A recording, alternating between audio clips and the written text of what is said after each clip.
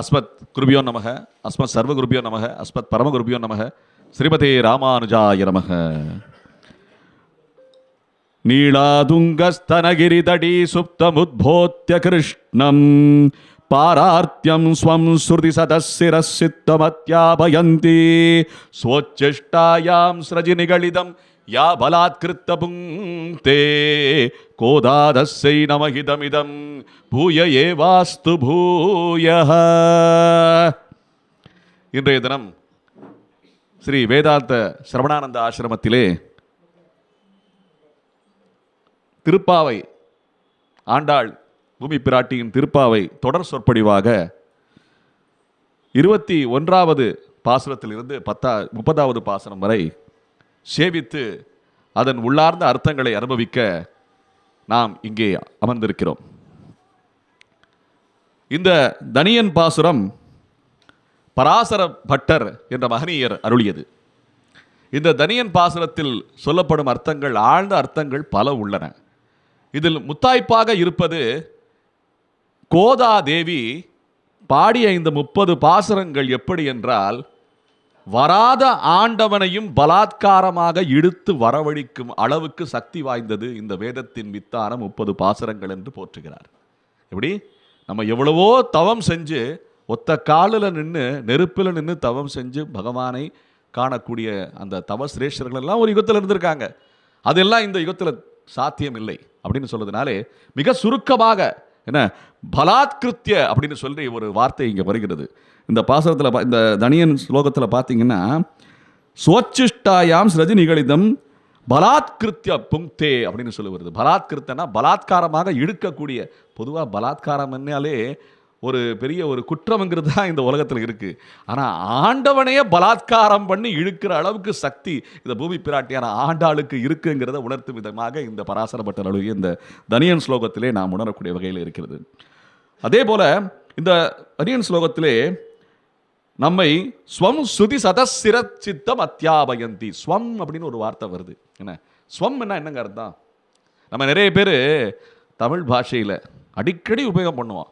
ஒருத்தனை வாயாடியாக இருந்தால் அவனை சும்மா இருறா அப்படின்பா. என்ன சும்மா இருக்கியா நீ, இப்போ சும்மா இருக்கியா அப்படின்னு சொல்கிறோம் பார்த்தீங்களா, அதுதான் ஸ்வம். ஸ்வம்னா என்னென்னா சொல்கிற பேச்சை கேட்டு என்ன அவனுடைய அடிவருடியா அடிமையா இருக்கிறது தான் ஸ்வம். என்ன அப்போ யாருடைய பேச்சை கேட்டு நம்ம சும்மா இருக்கணும், ஸ்வம்மா இருக்கணும். ஸ்வம்னா அந்த சிஷ்யத்தனம் அர்த்தம். ஸ்வம்மா இருக்கணும்னா பகவானுடைய என்ன அந்த உபதேசங்களான ஆச்சாரியர்களும் ரிஷி முனி சிரேஷ்டர்களும் சொன்ன அந்த உபதேசங்களை எல்லாம் கேட்டு அதற்கு ஸ்வம்மா இருக்கணும். அதன்படி நாம் இருக்க வேண்டும். அதற்கு ஆட்பட்டு சும்மா இருக்கணும்னு சொல்றது போல இருக்கிறது. அந்த சும்மாங்கிற வார்த்தையே தமிழ் வார்த்தையே கிடையாது. எத்தனை தடவை அந்த சும்மா இருக்கிற வார்த்தையை நம்ம சும்மா யூஸ் பண்ணிக்கிட்டு இருக்கோம். என்ன சும்மா எத்தனை தடவை அந்த சும்மாருன்னு சொல்லிக்கிட்டு இருக்கோம். அதுவே தமிழ் கிடையாதுன்னு சொல்லும்போது எப்படி லட்சணம் இருக்கும் பாருங்க.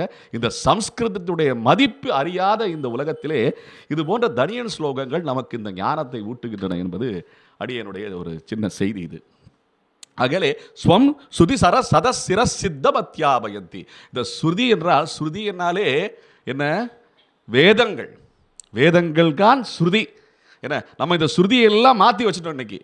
என்ன ஸ்ருதி என்ன ஒரு காலத்தில் சங்கீதத்தில் பாடுற ஸ்ருதின்னு சொன்னால் இன்னைக்கு ஸ்ருதி ஏற்றிக்கிட்டேன்னா வேற மாதிரி நினச்சிக்கிறாங்க இன்னைக்கு மக்கள். எல்லாமே வேற மாதிரி ஆகிப்போச்சு இன்னைக்கு உலகமே. என்ன இந்த உனக்கென்ன வேறுடையன்னு ஆண்டாள் சொன்னது போலே அவ தான் முதல்ல இந்த வேற மாதிரிங்கிற வார்த்தையை உபயோகம் பண்ணியிருக்கா போல. உனக்கென்ன வேறுடையன்னு பாசுரத்தில் வருது பார்த்தீங்களா. அப்போ வேற மாதிரி இந்த உலகம் போயிட்டு இருக்கு. அதெல்லாம் நமக்கு இன்னைக்கு உணரக்கூடிய வகையில், உண்மையான அர்த்தங்களை நாம் உணரக்கூடிய வகையில் இந்த தனியன் பாசுரங்கள் எல்லாம் நமக்கு நிறைய என்ன உண்மையான சத்தியமான விஷயங்களை சொல்லித் தருகின்றன என்பது அடியனுடைய ஒரு சின்ன ஒரு கருத்து இந்த தனியன் ஸ்லோகம் வாயிலாக. இது இந்த தனியன் ஸ்லோகன் பராசர பட்டர் பாடும்போது அவர் கடைசி திசையில் இருக்கும்போது அருளியது என்றும் சொல்லுகிறார்கள். ஏன்னா எந்த பாசுரத்திலையும் முழுசாக பாட முடியலையே, 4000 பாசுரங்கள் பாட முடியலை. அப்புறம் திவ்ய பிரபந்தங்கள் எல்லாமே ஒரு 100 பாசுரங்களாச்சும் பாட முடியல, 30 பாசுரங்களாச்சும் பாடுங்கன்னு சொன்னோம்னா அதுவும் முடியாதுன்னு சொல்லி குறைந்தபட்சமாக இந்த 2 பாசுரங்கள் சிற்றஞ்சிறுகாலை ஒரு பாசுரமாச்சும் பாடுங்கன்னு சொல்லி உபதேசிச்சிருக்காராம் பராசர பட்டருங்கிறது ஒரு செய்தி இருக்குது. ஏன்னா அதுபோல் இந்த பாசுரங்கள் வாயிலாக நாம் அறியக்கூடிய விஷயங்கள் ஏராளம் இருக்கின்றன. தொடர்ந்து 21வது பாசுரத்தை நாம் அனுபவிப்போம். 21 அன்னைக்கு சேவிச்சிட்டோமோ? சேவிச்சிட்டோம்னா 22க்கு போயிடுவோம் நம்ம. 9 கரெக்ட். நவரத்னங்கள் 9 தான் மிச்சம் இருக்கு. Right, okay. ஏற்ற கலங்கள் எதிர்பொங்கி மீதளிப்ப மாற்றாதே பால் சொரியும் வள்ளல் பெரும் பசுக்கள் ஆற்றப்படைத்தான் மகனே அறிவுராய் ஊற்றமுடையாய் பெரியாய் உலகினில் தோற்றமாய் நின்ற சுடரே துயிலடாய் மாற்றார் உனக்கு வழி தொலைந்து மாற்றார் வழி தொலைந்து உன் வாசற்கண் பற்றி ஆற்றாது வந்து அடிபணியுமா போலே போற்றியாம் வந்தோம் புகழ்ந்தேலர் உம்பாவாய். அப்போ இந்த பாசுரத்தில் ஆண்டாள் பூமி பிராட்டி நேரடியாக கண்ணனை எழுப்பும் விதமாக அமைந்திருக்கின்ற பாசுரம் இது. இந்த பாசுரத்திலிருந்து கண்ணனை போற்றிக்கிட்டே எழுப்பிக்கிட்டே வர்றா. அடுத்த பாசுரம் நம்ம அனுசந்தானம் பண்ணலாம்.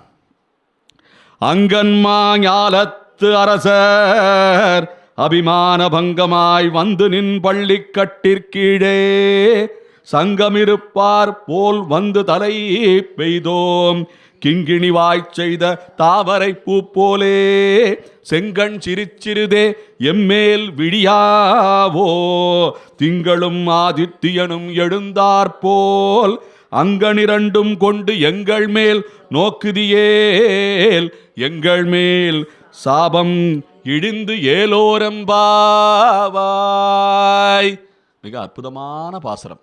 என்ன, இன்னைக்கு இருக்கிற ஒவ்வொரு ஆட்சியாளரும் ஒவ்வொரு என்ன நம்ம நம்ம நம்ம என்ன அந்த அந்த வார்டில் இருக்கிற என்ன அந்த கவுன்சிலரில் இருந்து என்ன எம்எல்ஏ எம்பி என்ன ஆள்கின்ற அந்த பிரதமர் வரைக்கும் இந்த பாசுரத்தை கேட்கணும்.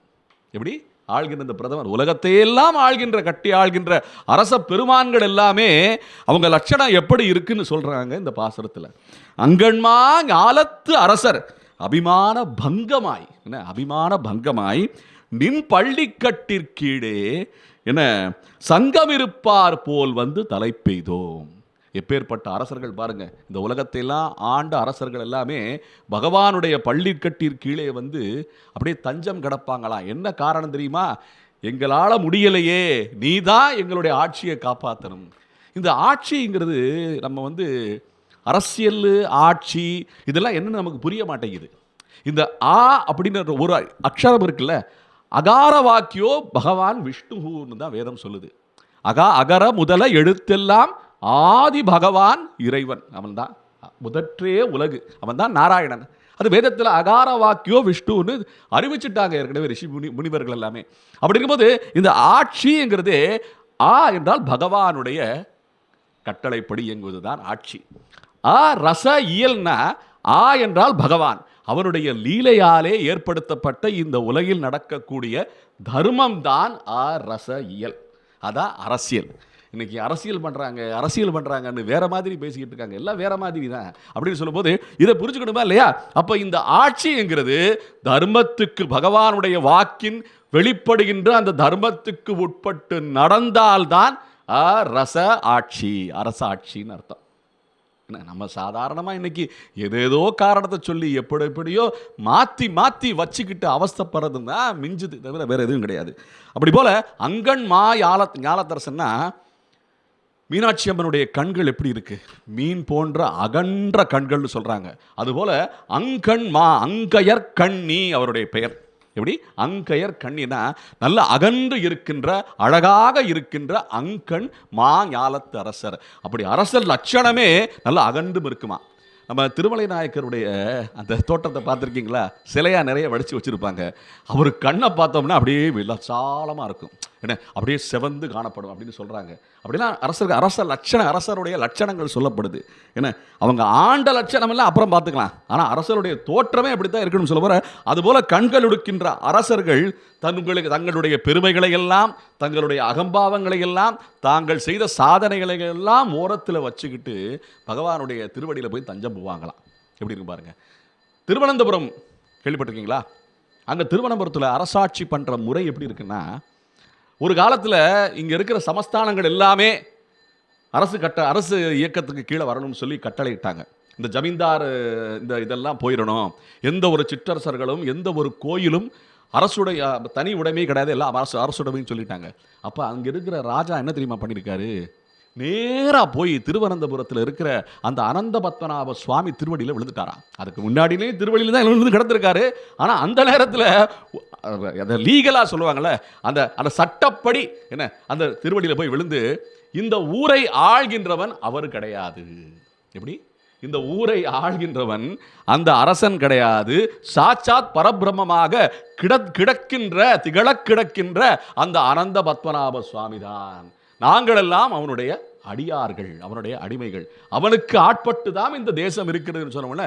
அந்த சமஸ்தானத்தை அந்த அரசுக்கு கீழே கொண்டு வர முடியலையா. ஆகையால இன்னைக்கு வரைக்கும் அது ஒரு தனி சமஸ்தானமாக தான் இயங்கிக்கிட்டு இருக்கு திருவனந்தபுரம்.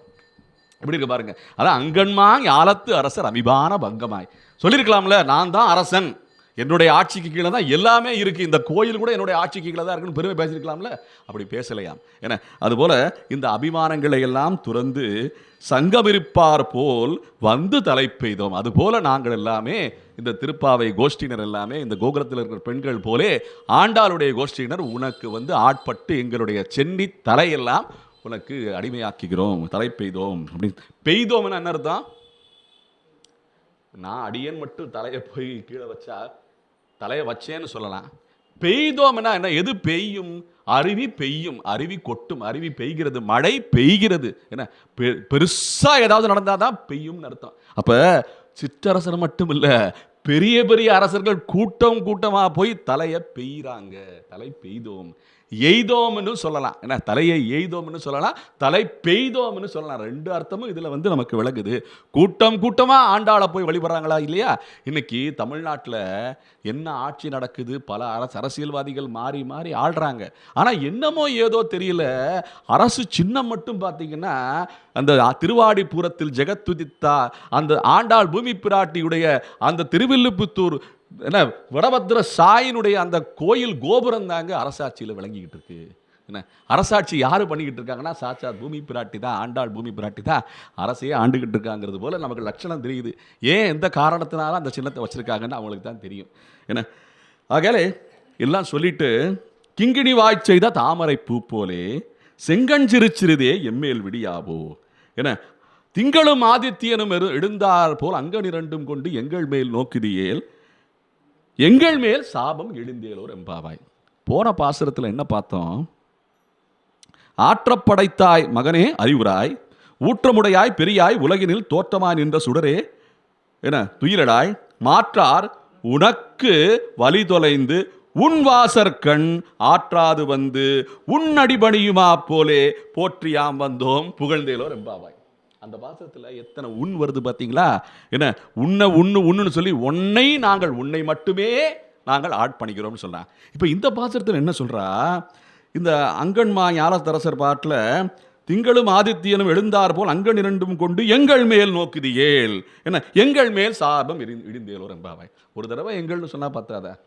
என்ன அதாவது 2 தடவை எங்கள் மேல் நோக்குதியேல் எங்கள் மேல் சாபம் இடிந்தேலோர் எம்பாவாய். என்ன இது என்ன அர்த்தம் புரியுதுன்னா, பகவானை ஞானத்தால் யார் உணர்கிறார்களோ, என்ன பகவானை இதுதான் விளையாட்டு, நல்லா புரிஞ்சுக்குங்க. இது ஒரு ஸ்போர்ட்ஸ் வேர்ல்டு. இது நிறைய பேர் புரிஞ்சிக்காம இருக்காங்க. ஏன்பா எனக்கு அருள் கிடைக்காதா, அவங்களுக்கு மட்டும்தான் அருள் கிடைக்குமா அப்படின்னு கேட்குறாங்க. பதில் அவங்களுக்கு உண்டான பதில். எப்படி பகவான் அருள்கிறான் என்றால், சிதறப்படுகின்ற ஆத்மாக்கள் இந்த உலகத்திலே பல வகைகள் உண்டு. அதில் யார் ஞானத்தில் முதிர்ச்சி பெற்று ஞானான் மோட்சகான்னு சொல்லி வேதாந்த வாக்கியம் இருக்கு. இந்த ஞானத்தினால் யார் முதிர்ச்சி பெறுகிறார்களோ, அந்த கைங்கரியம் செய்வதற்கு இந்த ஞானத்தால் யார் முதிர்ச்சி பெற்று ஈடுபாடு உள்ளவர்களாக இருக்கிறார்களோ அவர்களுக்கு மட்டும்தான் மோட்சம் கிட்டும். 1000 வருஷம் குளத்துல நின்று கதறிச்சான். என்ன எப்ப அந்த ஞானம் பிறந்ததோ, பகவான் நாராயணனை அடைய வேண்டும் என்ற அந்த இலக்கை மறந்து விட்டோமே என்று அந்த ஏக்கம் அந்த ஆணைக்கு எப்ப பிறந்ததோ அந்த சடத்திலே பகவான் அந்த வைகுண்டத்திலிருந்து ஓடி வந்தான் என்பது போலே, எப்ப ஞானம் பிறக்குதோ ஞானம் உள்ளவர்களுக்கு மட்டும்தான் மோட்சம் கிட்டும். சரணாகதி அடைந்தவர்களுக்கு அது மட்டும் பத்தாது, சரணாகதி அவன்தான் கதி. எப்படி உன்னு சொல்லி அவனையே நாம் நோக்கினால்தான் அவன் எங்கள் அந்த குழுவினர் அந்த கோஷ்டிக்கு மட்டும் அருள் புரிகிறான். மோட்சத்துக்காக மட்டும்தான் இது சொல்லப்படுகிறது, வேற எதுக்குமே கிடையாது. என்ன அதான் சொல்றான் ஆண்டாள், திங்களும் ஆதித்யனும் எழுந்தார் போலனா, திங்கள்னா குளிர்ச்சி, ஆதித்யன்னா சூரியன். இன்னைக்கு மார்கழி திங்கள் மதி நிறைந்த நன்னாள் இன்னைக்கு தான். அது என்ன, பௌர்ணமி நிலவு அப்படியே ஜொலிச்சுக்கிட்டு இருக்கு, அப்படியே பிரகாசமாக தெரியுது. என்ன, அந்த பௌர்ணமி நிலவு வெளிச்சத்திலேயே ஆண்டாள் பூமி பிராட்டி அப்படியே மனசில் நினச்சி தரிசனம் பண்ணலாம், அந்த அளவுக்கு இருக்குது பௌர்ணமி. அப்போ மதி நிறைந்த ஞானம் நிறைந்த நன்னாள் இன்னைக்கு தான். அதுபோல் திங்களும் ஆதித்யனும்னா, திங்களன்னா சுகமளிக்கக்கூடியது, ஆதித்யன்னா நெருப்பாக சுடுறது. அப்போ நம்ம பாவமும் புண்ணியமும் ரெண்டுமே என்ன பொசுக்கிற மாதிரி. அப்போ பாப புண்ணியம் கழிஞ்சுச்சுன்னா என்ன ஆகும்? மோட்சம் கிட்டும். அதுபோல திங்களும் ஆதித்யனும் எழுந்தார் போல் எங்கள் மேல் நோக்குதியேல், அங்கன் இரண்டும் கொண்டு எங்கள் மேல் நோக்குதியேல், எங்கள் மேல் சாபம் இழிந்தேலோர் எம்பாவாய். எப்படி இருக்கும் பாருங்க. ஒரு பாசுரத்தில் என்ன சொல்லியிருந்தா ஆண்டாள், என்ன, அந்த தீயினில் சுடப்படுகின்ற வஸ்துக்களை போலே பாவங்கள் எல்லாம் துளையும்னு முன்னாள் பாசுரத்தில் சொன்னா. என்ன பாசுரம் அது? வாயினால் பாடி மனத்தினால் சிந்திக்க போய பிடையும் மாயனை மண்ணு வடமதுரை மைந்தன் பாசுரத்தில் போய பிடையும் புகுதருவான் நின்னனவும் தீயினில் தூசாகும் செப்பேலோர் எம்பாவாய். அப்போ அதே போல இந்த பாசுரத்தில் பார்த்தீங்கன்னா என்ன சொல்றா? எங்கள் மேல் நோக்கி எங்கள் மேல் சாபம் இழிந்தேலோர் எம்பாவாய். அப்படி சாபங்கள் நமக்கு தெரியாத சாபங்கள் எத்தனையோ இருக்குங்க. பாவ புண்ணிய கணக்கு எப்படி தெரியுமா? எப்படி பாவம் ஏற்படுது, எப்படி புண்ணியம் ஏற்படுது? யாராவது பதில் சொல்ல முடியுமா? இது ஒரு சயின்ஸுங்க, இது ஒரு சயின்ஸு. இதுக்கு ஏன் யாருமே பதில் சொல்ல தெரியல? பாவ புண்ணியம்னா என்னன்னு தெரியாதா? அப்படின்னா என்ன அர்த்தம்? நல்லது கெட்டதுங்கிற செயல், அதில் நமக்கு அக்கௌண்ட்டில் போடப்படுகின்ற பாவ புண்ணிய கணக்கு. அந்த பாவ புண்ணிய கணக்கு எப்படி வருது தெரியுமா? இப்போ ஒரு டாக்டர் இருக்கார், ஒரு மருத்துவர் இருக்கார். அந்த மருத்துவர் நம்ம காலில் ஏதோ கட்டி இல்லை வயிற்றில் ஏதோ ஒரு அறுவை சிகிச்சையை, குழந்தை பிறக்கிறதுக்கே அறுவை சிகிச்சை பண்ணி எடுக்கிறாங்க இன்றைக்கி. என்ன சிசேரியன்னு சொல்கிறாங்க பார்த்தீங்களா? அப்போ அந்த டாக்டருக்கு பாவம் வருமா? என்னங்க, அறுக்கத்தானங்க போகிறாரு. அப்போ அறுத்தா எவ்வளோ ரத்தம் சிந்துறாங்க, என்ன அவஸ்தை இருக்குது. என்ன, அப்போ அது பாவமாக இருக்கணும் இல்லையா? சரி, அடியன் பண்ணுறேன், ஒன்று பண்ணுறேன், உங்கள்கிட்ட இருக்க ஒரு 10 பவுன் நகையை என்ன அப்படியே என்ன உங்கள் கையை அறுத்துக்கிட்டு என்ன அந்த நகையை பறிச்சுட்டு போகிறேன். அது எப்படி பாவம் வரும்? அப்ப அதுக்கும் இதுக்கும் என்ன வித்தியாசம்? அந்த உயிரை காப்பாத்துறதால என்ன? என்னப்பா, அறுக்க போறேன் ரத்தம் வருது, இங்கேயும் அறுக்க போறேன் ரத்தம் சிந்துது, ரெண்டும் ஒரே செயல் தானே. என்ன, அப்ப என்ன இதுல வித்தியாசம்னா, மனக்குமுறலிலே அந்த அறுக்கப்பட்டு அந்த நகை அபகரிக்கப்படும் போது அந்த பெண்மணியோ அந்த தாயாரோ மனக்குமுறலிலே பதறி என்ன சாபம் கொடுக்கிறாளாம். இப்படி அவன் எப்படியா இருப்பான், இப்படி என்ன அநியாயமாக என்ன அறுத்துட்டு இந்த எனக்கு அப்பா போட்ட இந்த நகையை அறுத்துட்டு போகிறானே, கல்யாணத்துக்கு அப்போ போட்ட அந்த நகையை அறுத்து போகிறானே, அவன் எப்படி இருப்பானோன்னு சொன்னாலே அவனுக்கு சாபம் வந்துருதான். எப்படி? அதுவும் அறுக்கப்படுகின்ற ஒரு விஷயம்தான், ரத்தம் சிந்தப்படுகின்ற ஒரு விஷயம்தான் மனக்குமுறல். அப்போ சாபம் எப்படி வருதுன்னா, இது போன்ற மனக்குமுறல்களால் சாபம் வருகிறது. அப்போ புண்ணியம் எப்படி கிடைக்கும்? இது நல்ல விஷயம், இது கெட்ட விஷயம், பாவம். அப்போ புண்ணியம் எப்படி கிடைக்கும்? அந்த அறுக்கப்பட்டு அந்த குழந்தை கையில் வந்த உடனே அந்த குழந்தைய கொஞ்சி அந்த அறுக்கப்பட்ட தாயே ரொம்ப நல்லா செயல் செஞ்சீங்க, அருமையா என்னுடைய குழந்தைய எடுத்து என் கையில் கொடுத்தீங்களே, நீங்க நல்லா இருக்கணும் அப்படின்னு வாழ்த்துறாங்க பார்த்தீங்களா? அதுதான் புண்ணியம். இந்த பாவ புண்ணிய கணக்கு இதாங்க. இதுக்குண்டான விளக்கத்தை நம்ம கொடுக்கறதுக்கு எவ்வளவு கஷ்டப்படுறோம். பாபம் இல்லை, புண்ணியம் இல்லை, எல்லாம் இஷ்டப்படி பண்ணலாம்ங்கிற அளவுக்கு உலகம் எனக்கு போயிட்டு இருக்கே. அந்த விளக்கத்தை தான் சாபங்கள் எல்லாமே இழிய வேண்டும். புண்ணியம் எவ்வளவோ பண்றோம் நம்ம என்ன, ஆனா சாப கணக்கு தனியா ஒன்று நின்றுட்டு இருக்கும் பார்த்தீங்களா? அதை யாரு கழிக்கிறது? அதையும் நீ தான் கழிக்க வேண்டும் என்று அந்த அங்கன்மா ஞாலத்து அரசர்கள் எல்லாம் உன் அடிபணியும் போலே நாங்கள் பணிக்கிறோம் என்று ஆண்டாள் இந்த பாசுரத்தில் விளக்குறார். நடைமுறை விளக்கத்தையும் நாம் புரிஞ்சுக்கணுங்க. வேதாந்த அர்த்தங்கள் எல்லாம் இன்னைக்கு கிரகிச்சு வச்சு வாழ்கிற அளவுக்கு இன்னைக்கு உலகம் கிடையாது. ஒரு பகிரங்கமாக சொல்கிறேன், இன்னைக்கு உலகம் அந்த அளவுக்கெல்லாம் புராண விஷயங்களாக ரசித்து கேட்குற அளவுக்கெல்லாம் இன்னைக்கு உலகம் போகலை. இன்னைக்கு எல்லாம் வேற மாதிரி போயிட்டுருக்கு. என்ன ஆகையால் இந்த மாதிரி விளக்கங்கள் கொடுத்தாதான் அவங்களை இழுத்து வழிக்கு கொண்டு வர முடியும். இன்னைக்கு இருக்கிற இளைஞர்கள் எல்லாருமே சொல்கிறேன், அரசியல்வாதிகள் முதற்கொண்டு சொல்கிறேன். என்ன, அடுத்த பாசுரத்துக்கு நம்ம நகரலாமா? இப்போ கண்ணனை எழுப்பிக்கிட்டே இருக்கா. எழுப்பும் போது நமக்கு வேண்டிய வேண்டுதல்களையும் வச்சுக்கிட்டு அவனுடைய புகழையும் பாடிக்கிட்டு அவன் எழ வேண்டும் என்ற அந்த அறிவையும் புகட்டிக்கிட்டு என்னன்னா பகவான் என்ன தெரியுமா, எத்தனை வருஷமா காத்துக்கிட்டு இருக்கேன், என்ன ஒரு பயம் வர்றானா வைகுண்டத்துக்கு, எல்லாம் என்ன காசு பணம் சம்பாதிக்கணும், அடுத்த ஜென்மத்தில் எப்படி பிறக்கணும், இந்த தேசத்தில் பிறக்கணுமா இங்கே பிறக்கணுமா அப்படி திட்டம் போட்டு ஜென்மத்துக்கே திட்டம் போட ஆரம்பிச்சிட்டான். இப்போ எல்லாம் இந்த லாங் டேர்ம் கோல்னு சொல்லுவாங்க, என்ன கேள்விப்பட்டீங்களா? லாங் டேர்ம் கோல்னால் ஒரு 10 வருஷம் 60 வருஷத்துக்கு திட்டம் போட சொன்னால் இவன் அடுத்த ஜென்மம் வரைக்கும் போயிடுறான். என்ன அந்த அளவுக்கு போயிட்டு இருக்கேன். அப்போ எப்படா வைகுண்டத்துக்கு வர போறேன்னு ஏங்கி ஏங்கி அப்படியே உறங்கி கிடக்கிறானாம் பகவான். என்ன அப்படியே அசதியில் டயர்ட் ஆயிட்டானா, என்ன அப்படியே டயர்டாகி கிடக்கும்போது அவனை பள்ளி உணர்த்தணும் இல்லை, அவனை என்ன அது பள்ளியிலிருந்து அவனை எழுப்பணும் இல்லை, அந்த எழுப்புற வேலை தான் ஆண்டாள் பண்ணிக்கிட்டு இருக்கான். அயர்ந்து துறங்கிறாது எந்த ஆட்கள் வந்துக்கிட்டு இருக்காங்கப்பா, தயார் பண்ணிக்கிட்டு இருக்கேன், ஆண்டாள் பூமி பிராட்டி எல்லாம் தயாராகிட்டு இருக்காங்க, நம்ம ஆளுங்க வந்துடுவாங்க, கோஷ்டியிலேருந்து வந்துடுவாங்க என்ன அப்படின்னு சொல்லி தயார் பண்ணுறது போல இந்த பாசுரம் அமைந்திருக்கிறது.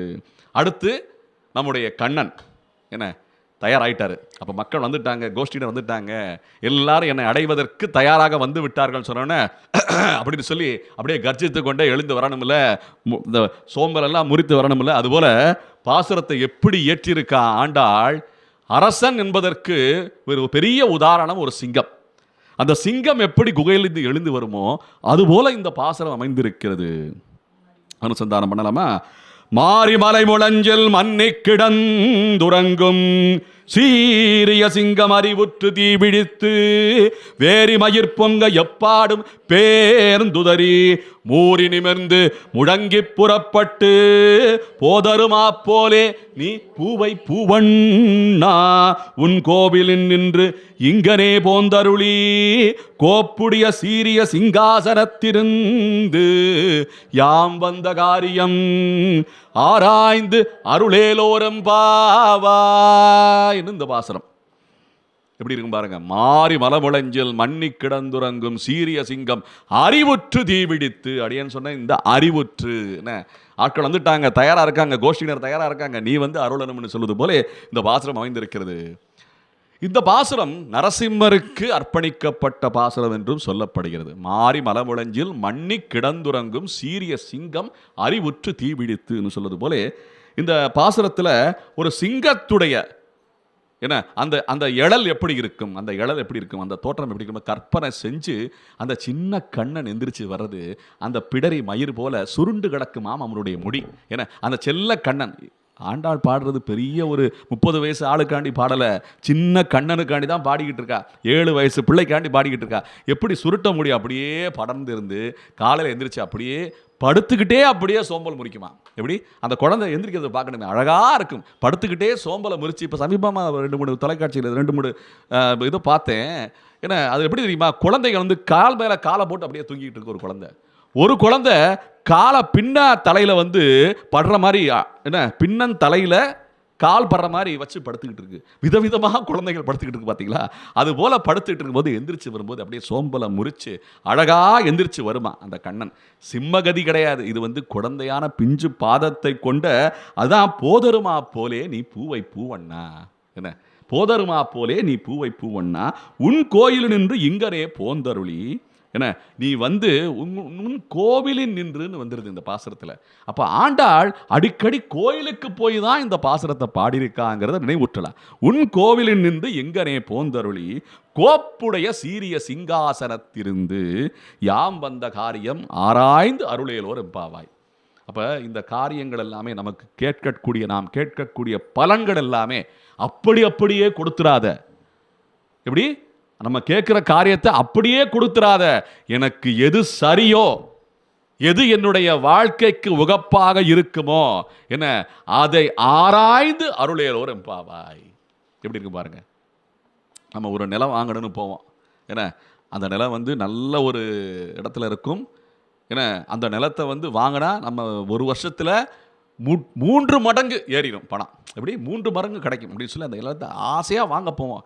ஆனால் ஒருத்தர் வந்து சொல்லுவார், அந்த இடத்த வாங்கிறாதப்பா, பல வில்லங்க இருக்குது அதில், உனக்கு நீ வந்து அந்த அரசு இதில் இயந்திரத்தில் போய் நீ கையெழுத்து போட்டு விலைக்கு வாங்கினேன்னா அடுத்த நிமிடமே அத்தைமார்கள் என்ன அந்த பழைய ஆளுங்கள்லாம் வந்துடுவாங்க, அவங்களுக்கு உரிமை இருக்குன்னு சொல்லி கோர்ட்டில் கேஸை போட்டுருவாங்க.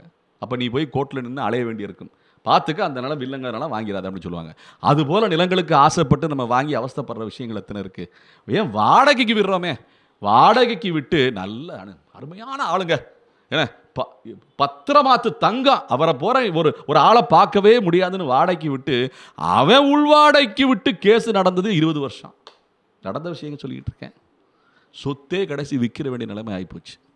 பெரிய சொத்து, அந்த இந்த நகரத்திலே அடையாளமாக விளங்கின சொத்து. என்ன அதுபோல் நமக்கு என்ன அருள் வேணும்னு சொல்லி கேட்குறோமோ அதை அவனுடைய என்ன ஆராய்ச்சி படி விட்டோம்னா சரியான அருளாக நமக்கு கிடைக்கும்.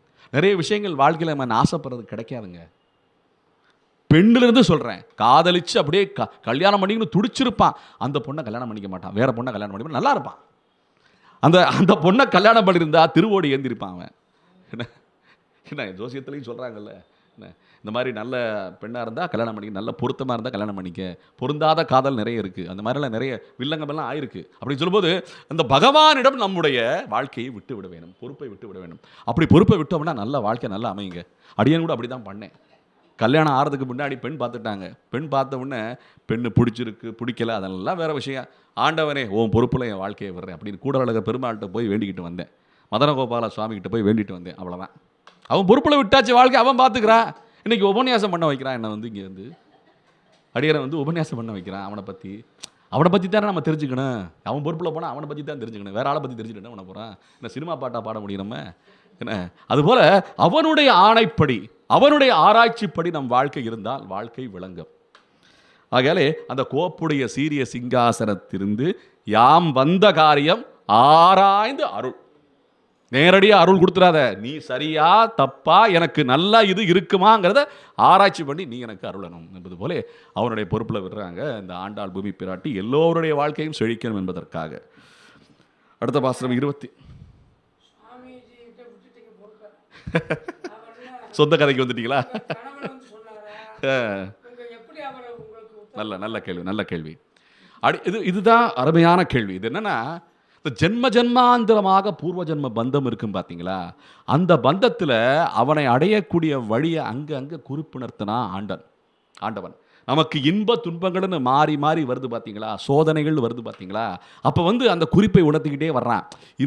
நீ வலது பக்கம் போகாத, வலது பக்கம் போனால் சிறுத்தை உனக்கு கடிச்சிரும் அப்படின்னு சொல்லுவான். நீ இடது பக்கம் போகாத, ஏன்னா நாய் கடிச்சிரும்னு சொல்லுவான். இது போல் குறிப்பை துன்பங்களை சொல்கிறேன். இது போல் துன்பங்கள் வரும்போதும் அதை மீறி நம்ம போய் நாய்கிட்ட கடி வாங்கினோம்னா அது உன் பொறுப்புப்பா. அப்போ கடி வாங்கிட்டாச்சும் திருப்பி வலது பக்கம் வா, இடது பக்கம் போகாது. அப்படி போல் வாழ்க்கையில் இன்ப துன்பங்கள் கலந்து வருது பார்த்தீங்களா, அது எல்லாம் நமக்கு அனுபவங்களை தருகின்றன. அப்படி அனுபவம் தரும்போது பூர்வ ஜென்ம பந்தமாக, பக்தி பந்தமாக சில விஷயங்கள் நமக்கு குறிப்புணர்த்தப்படும். ஆச்சாரியர்கள் மூலமாக, அனுபவம் மூலமாக, ஏன் நமக்கு வழியில் நமக்கு நினைவில் தோன்ற விஷயங்கள், புராணங்கள் படிக்கும் போதும், இதிகாசங்களை கேட்கும் போதும், தாய் தந்தையர்கள் நமக்கு உணர்த்தும் போதும். என்ன எங்கள் அப்பா சின்ன வயசில் படுக்கையில் படுக்க வச்சுக்கிட்டு, ஏலா தேலா கோபாலா ஜாலமுகென்னொக கோபாலா ஜிலேபி தெவுசு கோபாலா பாலி மொக கோபாலா பாலி மொக கோபாலா அப்படின்னு சொல்லி அந்த பாட்டு பாடுற சின்ன பெட்டியை வச்சுக்கிட்டு அந்த இசையை கேட்டுக்கிட்டே என்னை உறங்க வைப்பார். அந்த அடியேன் சின்ன வயசில் 6 வயசில் கேட்ட அந்த பாடல் வித்தாய் மனதிலே விளைந்து முளைத்திருக்கிறது. அதை பிடிச்சிக்கிட்டேன். என்ன ஜிலேபி தெவுசு கோபாலா பாலி மொக கோபாலா. அப்போ கோபாலான்னு வருதே, கோபாலன் யாரு? என்ன அவன் ஜிலேபி கொடுக்குறேன்னு சொல்கிறான். அப்போ அருமையான கடவுள்பா அவர். என்ன எப்படி இருக்கும் பாருங்க, ஜிலேபி தெவுசு கோபாலன் அவனுக்கு நம்ம கொடுக்குறத அவன் நம்மகிட்ட திருப்பி கொடுப்பான்ல. என்ன அதுபோல் எவ்வளவோ ரசமான விஷயங்கள் தாய் தந்தையர்கள் சொல்ல சொல்ல அதை பிடித்திருக்கிறோம். என்ன எங்கள் பாட்டி எப்போவுமே உணவூட்டுவாங்க. என்ன அடியிருந்து சுத்த சைவ சாப்பாடு தான் சாப்பிடுவேன். எங்கள் பாட்டியும் சுத்த சைவ சாப்பாடு தான். அப்போ 2 பேரும் எந்த விருந்து போகிறாலும் எங்கள் பாட்டி நல்லா பிசைஞ்சு, அடிக்கடி பாட்டி வீட்டுக்கு போனோன்னா பாட்டி பிசைஞ்சு ஊட்டுற அந்த சாதத்தை சாப்பிட அமிர்தம் மாதிரி இருக்கும். அப்படி உணவூட்டும் போது கிருஷ்ணா அப்படின்னு உணவூட்டுவாங்க. எப்படி வேற எதுவும் சொல்ல மாட்டாங்க, கிருஷ்ணா அப்படின்னு உணவூட்டுவாங்க. கிருஷ்ணன் உள்ளே போயிட்டான் போல. இதெல்லாம் வேடிக்கைக்கு சொல்லலைங்க, உண்மையிலே நமக்கு உணர்த்தக்கூடிய வாய்ப்புகள் ஆங்காங்கே விதைக்கப்பட்டிருக்கின்றன. அதையெல்லாம் நாம் எடுத்துக்கொள்ளும் சுதந்திரம் நமக்கு இருக்கு. எங்கள் பாட்டி உணவிடும்போது கிறிஸ்டான் சொன்னாங்க, எல்லாரும் கிறிஸ்டான் சொல்கிறாங்க, இது மாதிரி சொல்கிறாங்க போல நினச்சிட்டு நான் சாதாரணமாக போயிருக்கலாம் போல. அதை உணரக்கூடிய வகையிலே அதை ஏற்றுக்கொண்டு அசை போட்டு கொண்டு இருந்தேன் பாருங்களா, அதில் வந்த நல்ல வினை தான் இது, என்ன நல்ல செயல் தான் இது எல்லாமே. இதான் உணரக்கூடிய விஷயங்கள். இப்போ நமக்கு எல்லாருக்குமே இந்த வாய்ப்பு இருக்குங்க. பாரத தேசத்தில் பிறந்த அத்துணை பேருக்கும் நம்முடைய குருமார்களும் சரி, ரிஷிமார்களும் சரி, எத்தனை ஸ்லோகங்கள், எத்தனை மந்திரங்கள், என எத்தனை விஷயங்களை, நற்காரியங்களை செய்ய சொல்லி உபதேசங்கள் செய்துவிட்டு போயிருக்கிறார்கள். அதிலே ஏதாவது ஒரு விஷயத்தில் நாம் தோய தோய இது போன்ற ஞானம் முதிர்கிறது, ஞானம் மலர்கிறது. இது உண்மை. எல்லாருக்குமே இந்த அனுபவம் இருக்கும். இந்த காலத்தில் மாறிட்டாங்க எல்லாமே, அவ்வளோதான். ஏன்னா இதை எடுத்துக்கிற அந்த வித்தை, அந்த வித்தை சொல்லித்தரப்படுவதில்லை, கற்பிக்கப்பட தருவதில்லை. எல்லாத்துக்குமே இன்னைக்கு இவ்வளவு குறைந்தபட்ச இந்த பக்தி இருப்பதற்கு காரணமே அந்த பக்தி கல்வியே இல்லாமல் அற்று போய்விட்டது. வேற ஒன்றும் காரணமே கிடையாது. அடியேன் இப்போ பேசிக்கிட்டு இருக்கேன், வேலுக்குடி கிருஷ்ணன் சுவாமி இருக்கார்ல, அவர் சொன்ன விஷயம், அடியேன் என்ன பேசுகிறனோ அப்படியே அதை வேலுக்குடி கிருஷ்ணன் சுவாமி பேசுகிறாரு. எப்படி இருக்கு பாருங்க. அப்போ அவர்கிட்ட அடியேன் கேட்டது அடியேனையும் பேச வைக்குதா இல்லையா? அதான் பக்தியுடைய மகிமை. அப்போ என்ன சொல்ல வர்றேன், அவர் சொன்ன விஷயம், நான் அடியேன் மட்டும் பேசினா பத்தாது, அடியேன் பேசுறது 1,00,000 பேருக்கு போய் சேருமா? ஏன்னா அப்போ அடியேன் போல எத்தனை பேர் வேணும்? இன்னைக்கு பாரத தேசத்தினுடைய ஜனத்தொகை எவ்வளோ? 1,38,00,000 அப்போ எத்தனை லட்சம் பேருக்கு எத்தனை பேர் இது போல சொற்பொழிவாற்ற வேண்டியிருக்கு, இது போல கற்பித்தல் செய்ய வேண்டியிருக்குன்னு பாருங்களேன். அதோட தொகையை பார்த்தீங்கன்னா பெரிய கணக்காக நிற்கும். இன்னைக்கு இருக்கிற பள்ளிகள் கல்லூரிகளை விட அதிகபட்சமான இடங்கள் வேண்டும். இது போல அதிகபட்சமான பேசுவதற்கு ஆட்கள் வேண்டும். இதுதான் உண்மை என்பது போல சுவாமிகளே சொன்னது சமாதானமாக இருந்ததா? அடுத்த பாசுரத்துக்கு நம்ம நகரலாம். இப்போ 24வது பாசுரம். ஆண்டவன் எழுந்து வந்து விட்டான். எழுப்பிட்டா ஆண்டாள். ஆண்டவன் எழுந்து என்னப்பா வேணும், என்ன விஷயம் அப்படின்னு கேட்டு வந்துட்டான் கண்ணன். என்னதான் வேணும் உனக்கு? நான் தான் நிம்மதியாக கனவுல தூங்கிக்கிட்டு இருக்கேன் பார்த்தீங்களா, ஆழ்வார்களெல்லாம் நினச்சிக்கிட்டு, ஆச்சாரிய புருஷர்களெல்லாம் நினச்சிக்கிட்டு, என்னை பற்றி யார் நினச்சாங்களோ அவங்களெல்லாம் நினச்சிக்கிட்டு நிம்மதியாக தூங்கிக்கிட்டு இருந்தேன். என்னை எழுப்பி மறுபடியும் இந்த மக்களை பார்க்கறது கூட்டு வந்துட்டு என்ன காரணம் சொல்லு அப்படின்னு சொன்னோன்னே, கவலைப்படாதே, உன்னைத்தான் தேடி வந்திருக்கோம் நாங்கள்.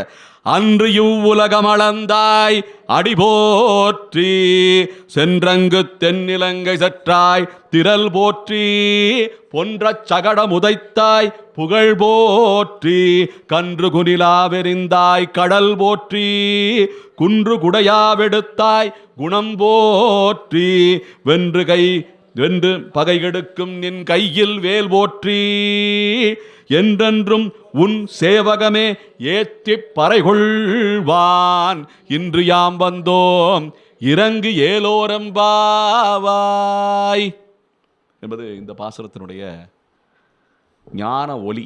ஞான ஒலி ஞான ஒலி அப்படின்னு சொல்லும்போது ஆண்டவனை போற்றும் விதமாக இந்த பாசுரம் அமைந்திருக்கிறது. கண்ணன் தயார் செய்து கொண்டு அருள்வதற்காக கோப்புடைய சீரிய சிங்காசனத்திலே அமர்ந்து தயாராயிட்டான். அப்படின்னு சொல்லும்போது அவனை என்ன பண்ணணும்? போற்றி போற்றின்னு போற்றணுமா இல்லையா? பல்லாண்டு பாடணுமா இல்லையா? அதுபோல் இது போற்றி அமைந்திருக்கிறது. எல்லாரும் இந்த தமிழ் தேசத்தில், நம்ம வாழ்ந்திருக்கிற தேசத்தில் மட்டும்தான் இந்த பிரச்சனை.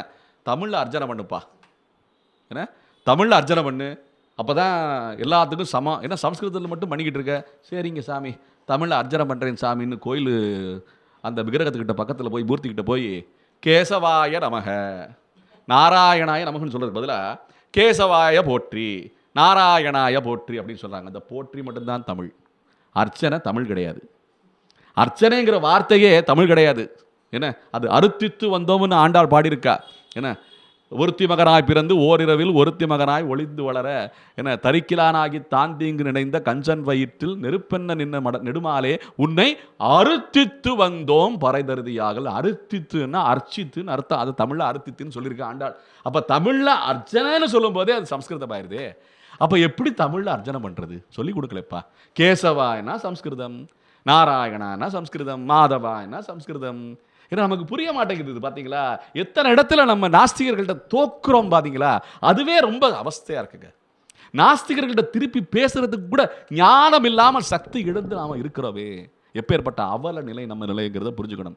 இது கிட்டத்தட்ட ஒரு 60-70 ஆண்டுகளாக நடந்துக்கிட்டு இருக்குங்க. ஒரு தலைமுறையே ஓடிருச்சு.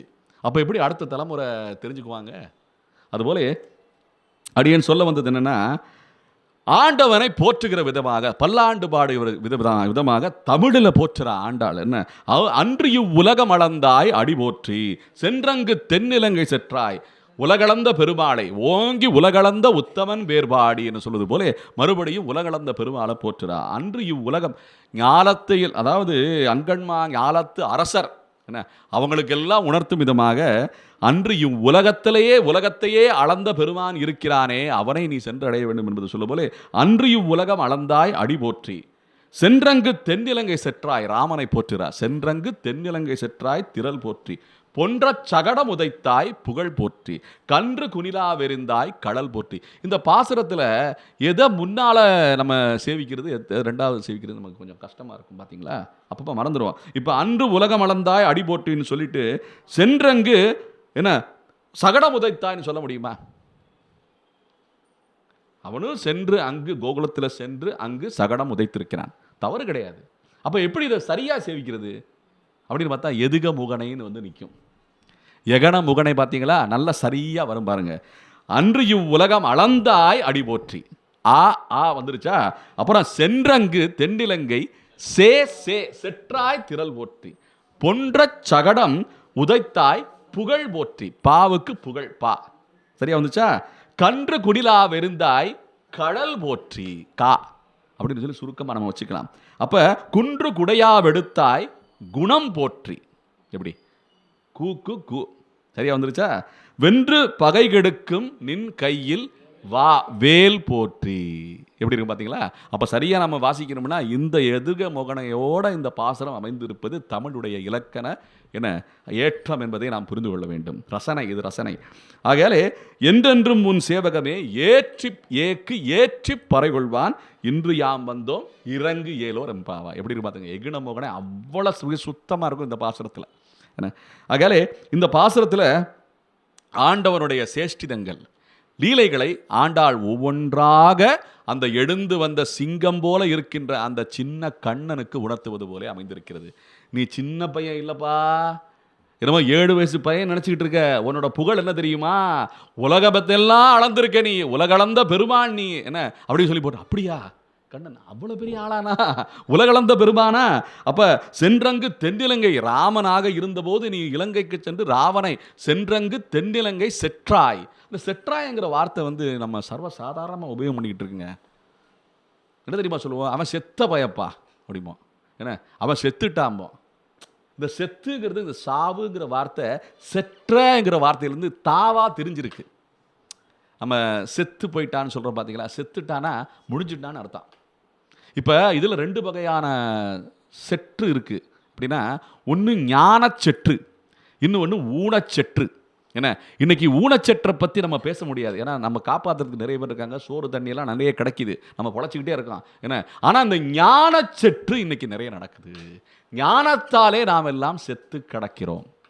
இந்த ஞானத்தாலே செத்து கிடக்கிற நம்மை எல்லாம் எழுப்ப வேண்டும் என்று ஆண்டாள் பூமி பிராட்டி ஆண்டவனிடம் கண்ணனிடம் பிரார்த்திக்கிறாள். அதுபோல அவனுக்கே அவனை பற்றி உணர்த்துவது போல என்ன, சென்றங்கு தென்னிலங்கை செற்றாய் திரள் போற்றி, பொன்ற சகடம் உதைத்தாய் புகழ் போற்றின்னு சொல்கிறார்.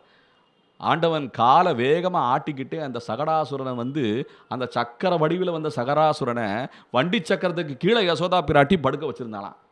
கொஞ்சம் நேரம் உறங்குடா, இந்த பால் தயிரெல்லாம் கொஞ்சம் பார்த்துட்டு வந்துடுறேன், சரியாக விநியோகமாகிட்டு இருக்கான்னு சொன்ன உடனே இவன் படுத்திருக்கிற கண்ணன் பசியாலே துடிக்கும் போது கை காலை உதறி இருக்கானா. ஏன்னா உதறி இருக்கும் போது கைப்பட்டு போச்சா அந்த வண்டி சக்கரம், கால் பட்டு போச்சா வண்டி சக்கரம்னு தெரியல.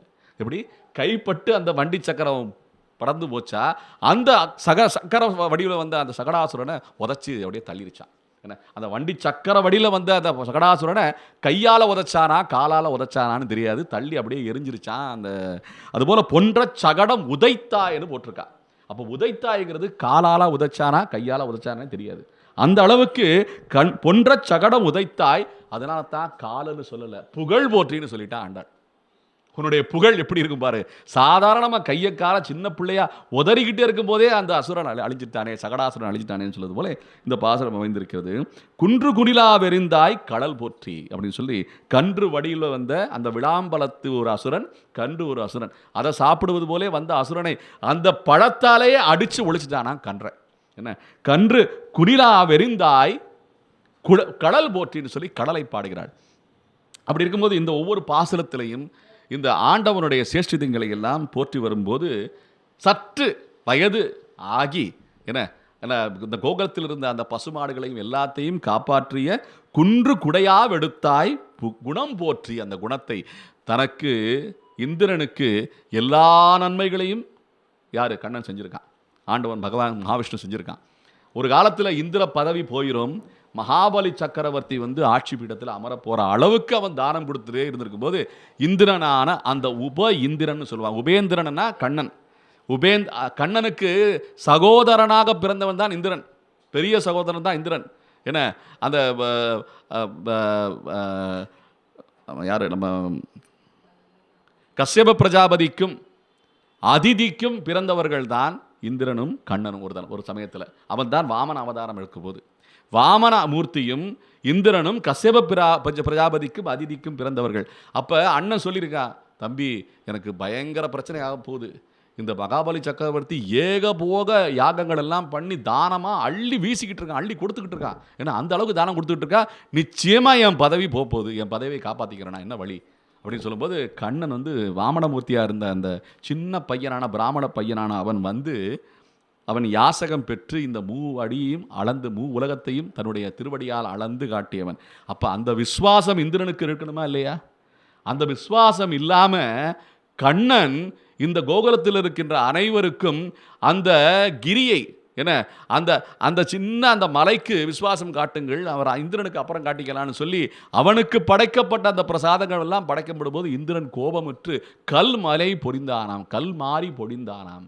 அப்ப விசுவாசம் இல்லாத இந்த இந்திரனுக்கே தன்னுடைய குணங்களை காட்டி என்ன இத்தனை குணத்தை காட்டியிருக்கான், குன்று குடையாவெடுத்தாய். அப்ப இந்திரனை அழிக்கலையாம், இந்திரன் தன்னுடைய காலில் வந்து விழணுங்கிற அளவுக்கு அவனுக்கு உணர்த்தி இருக்கிறான். அந்த குணத்தை போற்றுகிறாள் ஆண்டாள்.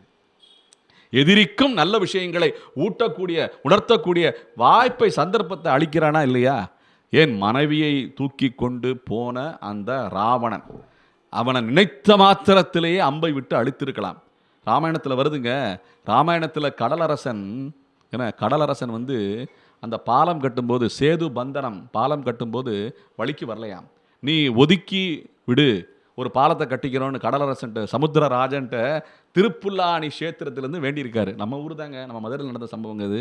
மதுரையில் ராமன் வந்து என்ன திருப்புல்லாணி கஷேத்திரத்தில் கடலரசன்ட்ட வேண்டியிருக்காரு, என்ன நீங்கள் எனக்கு கடலரசன்ட்ட எனக்கு வழி விடுப்பா, ஒரு பாலத்தை கட்டிக்கிட்டு நான் வந்து இலங்கைக்கு போனேன், என் மனைவியை மீட்டு வரணும்னு சொன்னோடனே கடலரசன் இசையவே இல்லையா, இசையவே இல்லாமல் அப்படியே ஆலையோடு அலைஞ்சிக்கிட்டு இருக்கானா.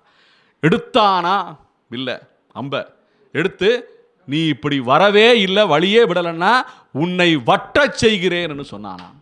இந்த சமுத்திரத்திலே வற்ற செய்கிறேன், உன்னை இல்லாமல் ஆகிறோன்னு சொன்னோன்னே அலறி அடித்து ஓடி வந்தானா சமுத்திரராஜன். என்ன இந்த சமுத்திரத்தை ஏற்படுத்தியவர்களே என்னுடைய முன்னோர்கள் தானே, சகர மன்னவர்கள். என்ன சகர மன்னவர்கள் அப்படியே சாபத்தினாலே என்ன மண்ணாக கிடந்தபோது திலீபன் என்ற மகா சக்கரவர்த்தி என்ன அவனுடைய புதல்வனான பகீரதன் சென்று கங்கையை எல்லாம் அழைத்து கொண்டு வந்து அங்கே இருக்கின்ற சிவனிடம் தலையில் முடிக்க வைத்து கொண்டு மறுபடியும் எடுத்துக்கொண்டு இந்த கடலையெல்லாம் இந்த மண்ணையெல்லாம் நிரப்பியதனால் தானே இந்த கடலே நீயே இங்கே இருக்கிறார். அதனால தானே சகர மன்னவர்கள் இந்த சாபத்தினாலே பிழைத்ததால் தான் இந்த கடலுக்கே சாகரம் என்ற பெயர் ஏற்பட்டது. என்ன சாகரம் என்ற பெயர் ஏற்பட்டது. அப்பேற்பட்ட எங்கள் முன்னோர்களுடைய தயவினாலே நீ இங்கே இருக்கிறாய், நீ எனக்கு வழிவிட மாட்டாயான்னு சொல்லி அந்த அம்பை எடுத்த போது அவன் வந்து சரணாகதி பெற்றானாம். ஆகையால் விசுவாசம் இல்லாமல் நம்ம நிறைய பண்ணிக்கிட்டு இருக்கோம். அதற்கும் அவனுடைய குணத்தை காட்டி நம்ம எல்லாம் நல்வழிப்படுத்துகிறான். வற்ற வைத்திருக்கலாமில்ல, அந்த கடலை வற்ற வைத்திருக்கலாமில்ல, வற்ற வைக்கலையே, அவனுடைய குணத்தை காட்டி பரவாயில்ல நான் வந்துட்டேன், இப்போ நீ வழிக்கு வந்துட்ட சரின்னு சொல்வது போலே இந்திரன் தன்னுடைய காலில் வந்து விடும்போது அவனை அழிக்காமல் அருள் புரிந்தது போலே கன்று குடிலாவெருந்தாய் கண்ணு குடிலாவெடு எரிந்தாய் குணம் கடல் போற்றி குன்று குடையாவெடுத்தாய் குணம் போற்றின்னு சொல்லி ஆண்டாள் போற்றுறார். வென்று பகை கெடுக்கும் நின் கையில் வேல் போற்றி. இந்த வேல்ங்கிற வார்த்தை பொதுவாக வந்து வேல்னா கந்தனைத்தான் குறிப்பார்கள். என்ன கந்தனைத்தான் குறிப்பாங்க. இப்போ முருகக்கடவுள்னா தமிழ் கடவுள்னு சொல்கிறாங்க, அப்படி கிடையாது. முருகக்கடவுள் கடவுள், அது என்ன தமிழ் கடவுள், ஹிந்தி கடவுள், மலையாள கடவுள், என்னையா மொழியை வச்சு கடவுளை பிரிக்கிறீங்களே? எல்லாத்தையும் சேர்க்கணும்னு கடவுள் முயற்சி பண்ணால் நீங்கள் கடவுளை வச்சு எல்லாத்தையும் பிரித்து வச்சுருக்கீங்களே, என்ன அநியாயமையா இது? ஏன்னா நம்ம திருப்பதியை சொல்லும்போது நிறைய பேர் வந்து திருப்பதியில் நின்றுட்டுருக்கிற அந்த வெங்கடேச பெருமாள் சிவபெருமான்னு ஒரு காலத்தில் சொல்லியிருக்காங்க, முருகன்னு சொல்லியிருக்காங்க, சக்தின்னு சொல்லியிருக்காங்க. இப்படி நிறைய சர்ச்சையெல்லாம் நடக்கும்போது ஸ்ரீமத் பகவத் ராமானுஜர் ஏன்னா அங்கே சென்று இந்த சர்ச்சையெல்லாம் தீர்த்து ஆண்டவனே அந்த கல்லாக நிற்கின்ற வெங்கடேசனே சங்கு சக்கரத்தை எடுத்துக்கொண்டு தானே வைத்து கொண்டானாம். அதுக்கப்புறம் அந்த சர்ச்சையெல்லாம் முடிஞ்சிருச்சுங்க. இன்னைக்கு திடீர்னு இந்த காணொலியில் ஏதாவது ஒரு வலைதளத்தில் வரும்போது மக்கள் மறுபடியும் சர்ச்சையில் போயிடுறானுங்க. அப்போ அந்த அது முருகன்னு சொல்கிறாங்க, ஏன்னா அது அப்போ என்ன அப்படின்னு கேட்குறாங்க. இதெல்லாம் எதுக்கு கேட்க நேருதுன்னா, இவங்க பழசை தெரிஞ்சுக்கிறது இல்லை. 1000 வருடங்களுக்கு முன்னால் நடந்த அந்த ஸ்ரீமத் பகவத் ராமானுஜர் சாதித்த அந்த விஷயங்களை தெரிஞ்சுக்காமல் இருக்கும்போது இப்படியெல்லாம் நமக்கு தோன்றதுக்கு வாய்ப்புகள் இருக்குது. இது சர்ச்சையை உருவாக்குறதுக்குன்னே மக்கள் இருக்கானுங்க. அப்படி இருக்கும்போது ஏன் அந்த திருவேங்கட மாமலையில் முருகன் இருந்திருக்காரு? ஒரு காலத்தில் என்ன பண்ணியிருக்காரு? சூரபத்மனை வதம் செய்வதற்காக தவம் இருந்த இடம்தான் என்ன குமாரதாரா தீர்த்தம்னு அங்கே திருமலையில் இன்னும் இருக்கு. அங்கே அருவியே இருக்கு. அந்த குமாரதாரானே அதுக்கு பேர். தாரான அருவின்னு அர்த்தம். அந்த குமாரதாரா தீர்த்த கரையில் தவம் செஞ்சுத்தான் வேலை வாங்கியிருக்கிறார் பெருமாளிடம் இருந்து. அதை புரிஞ்சுக்கணும். இதுதான் பத்ம புராணத்தில் சொல்லி தர்ற விஷயம். ஸ்காந்த புராணத்துலையும் வருது. இதெல்லாமே நம்ம புராணங்களை தெரிஞ்சுக்காம இஷ்டத்துக்கு எதோ பேசிட்டு இருக்கக்கூடாது. புராணத்தை வச்சு தாங்க இறைவர்கள். ராமாயணத்தை வச்சு தானங்க ராமனு. வால்மீகி ராமாயணம் எழுதலைன்னா அப்படி போய் ராமன் எப்படி தெரியும் நமக்கு? என்ன ஆகையால இதெல்லாம் நம்ம புரிஞ்சுக்கணும். அப்போ அந்த திருவேங்கட மாமலையில் கந்த பெருமாள் எங்கே போய் வேல் வாங்கியிருக்காருன்னா, மாமாவான பெருமாள்கிட்ட இருந்து தான் வேலை வாங்கியிருக்காரு. வேல் என்பது சக்கராயுதத்திலே சக்கரப்படையிலே இருக்கின்ற ஒரு ஆயுதம் தான் வேல். என்ன அது போன்ற வேல் போற்றிங்கிறத அந்த அடையாளம் எதுன்னா, சுதர்சன சக்கரத்தை போற்றுகிறாள் ஆண்டாள் இங்கே.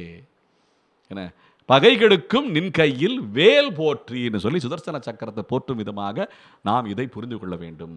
ஆகையாலே கந்த பெருமானும் அந்த வேல் வைத்திருக்கிறார். அந்த வேலை கொடுத்தது யாரென்றால் மாமாவான பெருமாள் தான். அந்த வேலை வைத்து கொண்டு தான் மறுபடியும் போய் என்ன அந்த வேளாங்கண்ணியிடம் போய் ஆசீர்வாதம் பெற்று அதை பெற்றிருக்கிறார்.